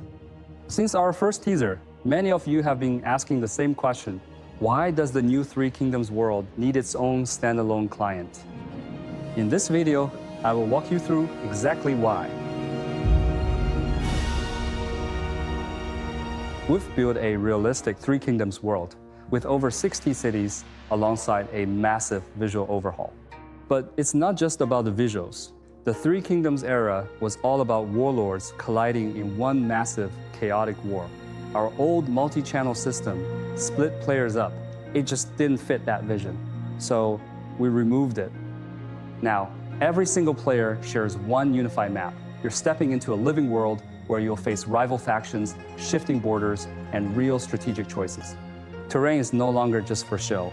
We've completely rebuilt the road system. If your army takes the main roads, you move faster and save food, but you're out in the open. Taking the rough terrain is slow and costly, but it keeps you hidden. We're also introducing a morale system. Combats aren't just about stats and skill anymore. If your army's morale breaks, you may lose the battle. Now, let's talk about heroes and units. The changes here are massive. We've redesigned weapons with new models, combat feedback, and skill sets. We're also bringing in the one-handed sword, twin sword, halberd, and the crossbow to give you a unique combat experience tailored to this world. For your armies, Dozens of legendary units are joining the roster, like the Tiger and Leopard Cavalry. We've scaled up unit sizes to make fights feel more intimidating. Recruitment is now tied to geography. You have to go to the Northwest region to recruit the Northwest Heavy Cavalry. Combined with authentic voice lines, your units feel like living armies. Next up is faction war. The real charm of the Three Kingdoms is the politics, the dynamic shifts between allies and enemies. To capture that, we completely overhauled how factions work. NPC faction relationships are no longer static. They evolve based on the state of the war. Every alliance you make or city you attack can shift the balance of power on the server. Resources and the economy are now the backbone of the game. Every war you wage, unit you recruit, or siege engine you build relies on resources flowing across the world. This means players who prefer logistics and crafting are now absolutely essential to winning a war. We've added a stronghold construction system. Every city on the map can be upgraded and fortified by players. Cities won't just easily reset back to level 1. They are long-term strongholds that your faction needs to manage and defend. You'll also see a complete Han Dynasty military rank and official title system. From basic ranks to high officials, every battle you fight and contribution you make translates into real status and identity. Another huge addition to the world is the massive war zone, offering maps larger than 8 square kilometers. With expanded borders and complex routes, tactics completely change. There is a lot more room for frontline combat, backline support, and troop deployment. Terrain, logistics, morale, and tactics will decide the battle. By the time we built everything, this world had the sheer volume of a brand new game. And that is why it requires a standalone client to run properly. This DLC marks a massive new chapter for Conqueror's Blade's 7th anniversary. Alongside our upcoming anniversary events, we're also upgrading the CBL to match the feel of Three Kingdoms. One last thing. We've hidden a lot of Three Kingdoms Easter eggs out there in the world, crafted with a lot of love for the history. You'll find plenty to explore. Thanks for watching. I'm Miles. Let's look forward to the next 7 years of Conqueror's Blade.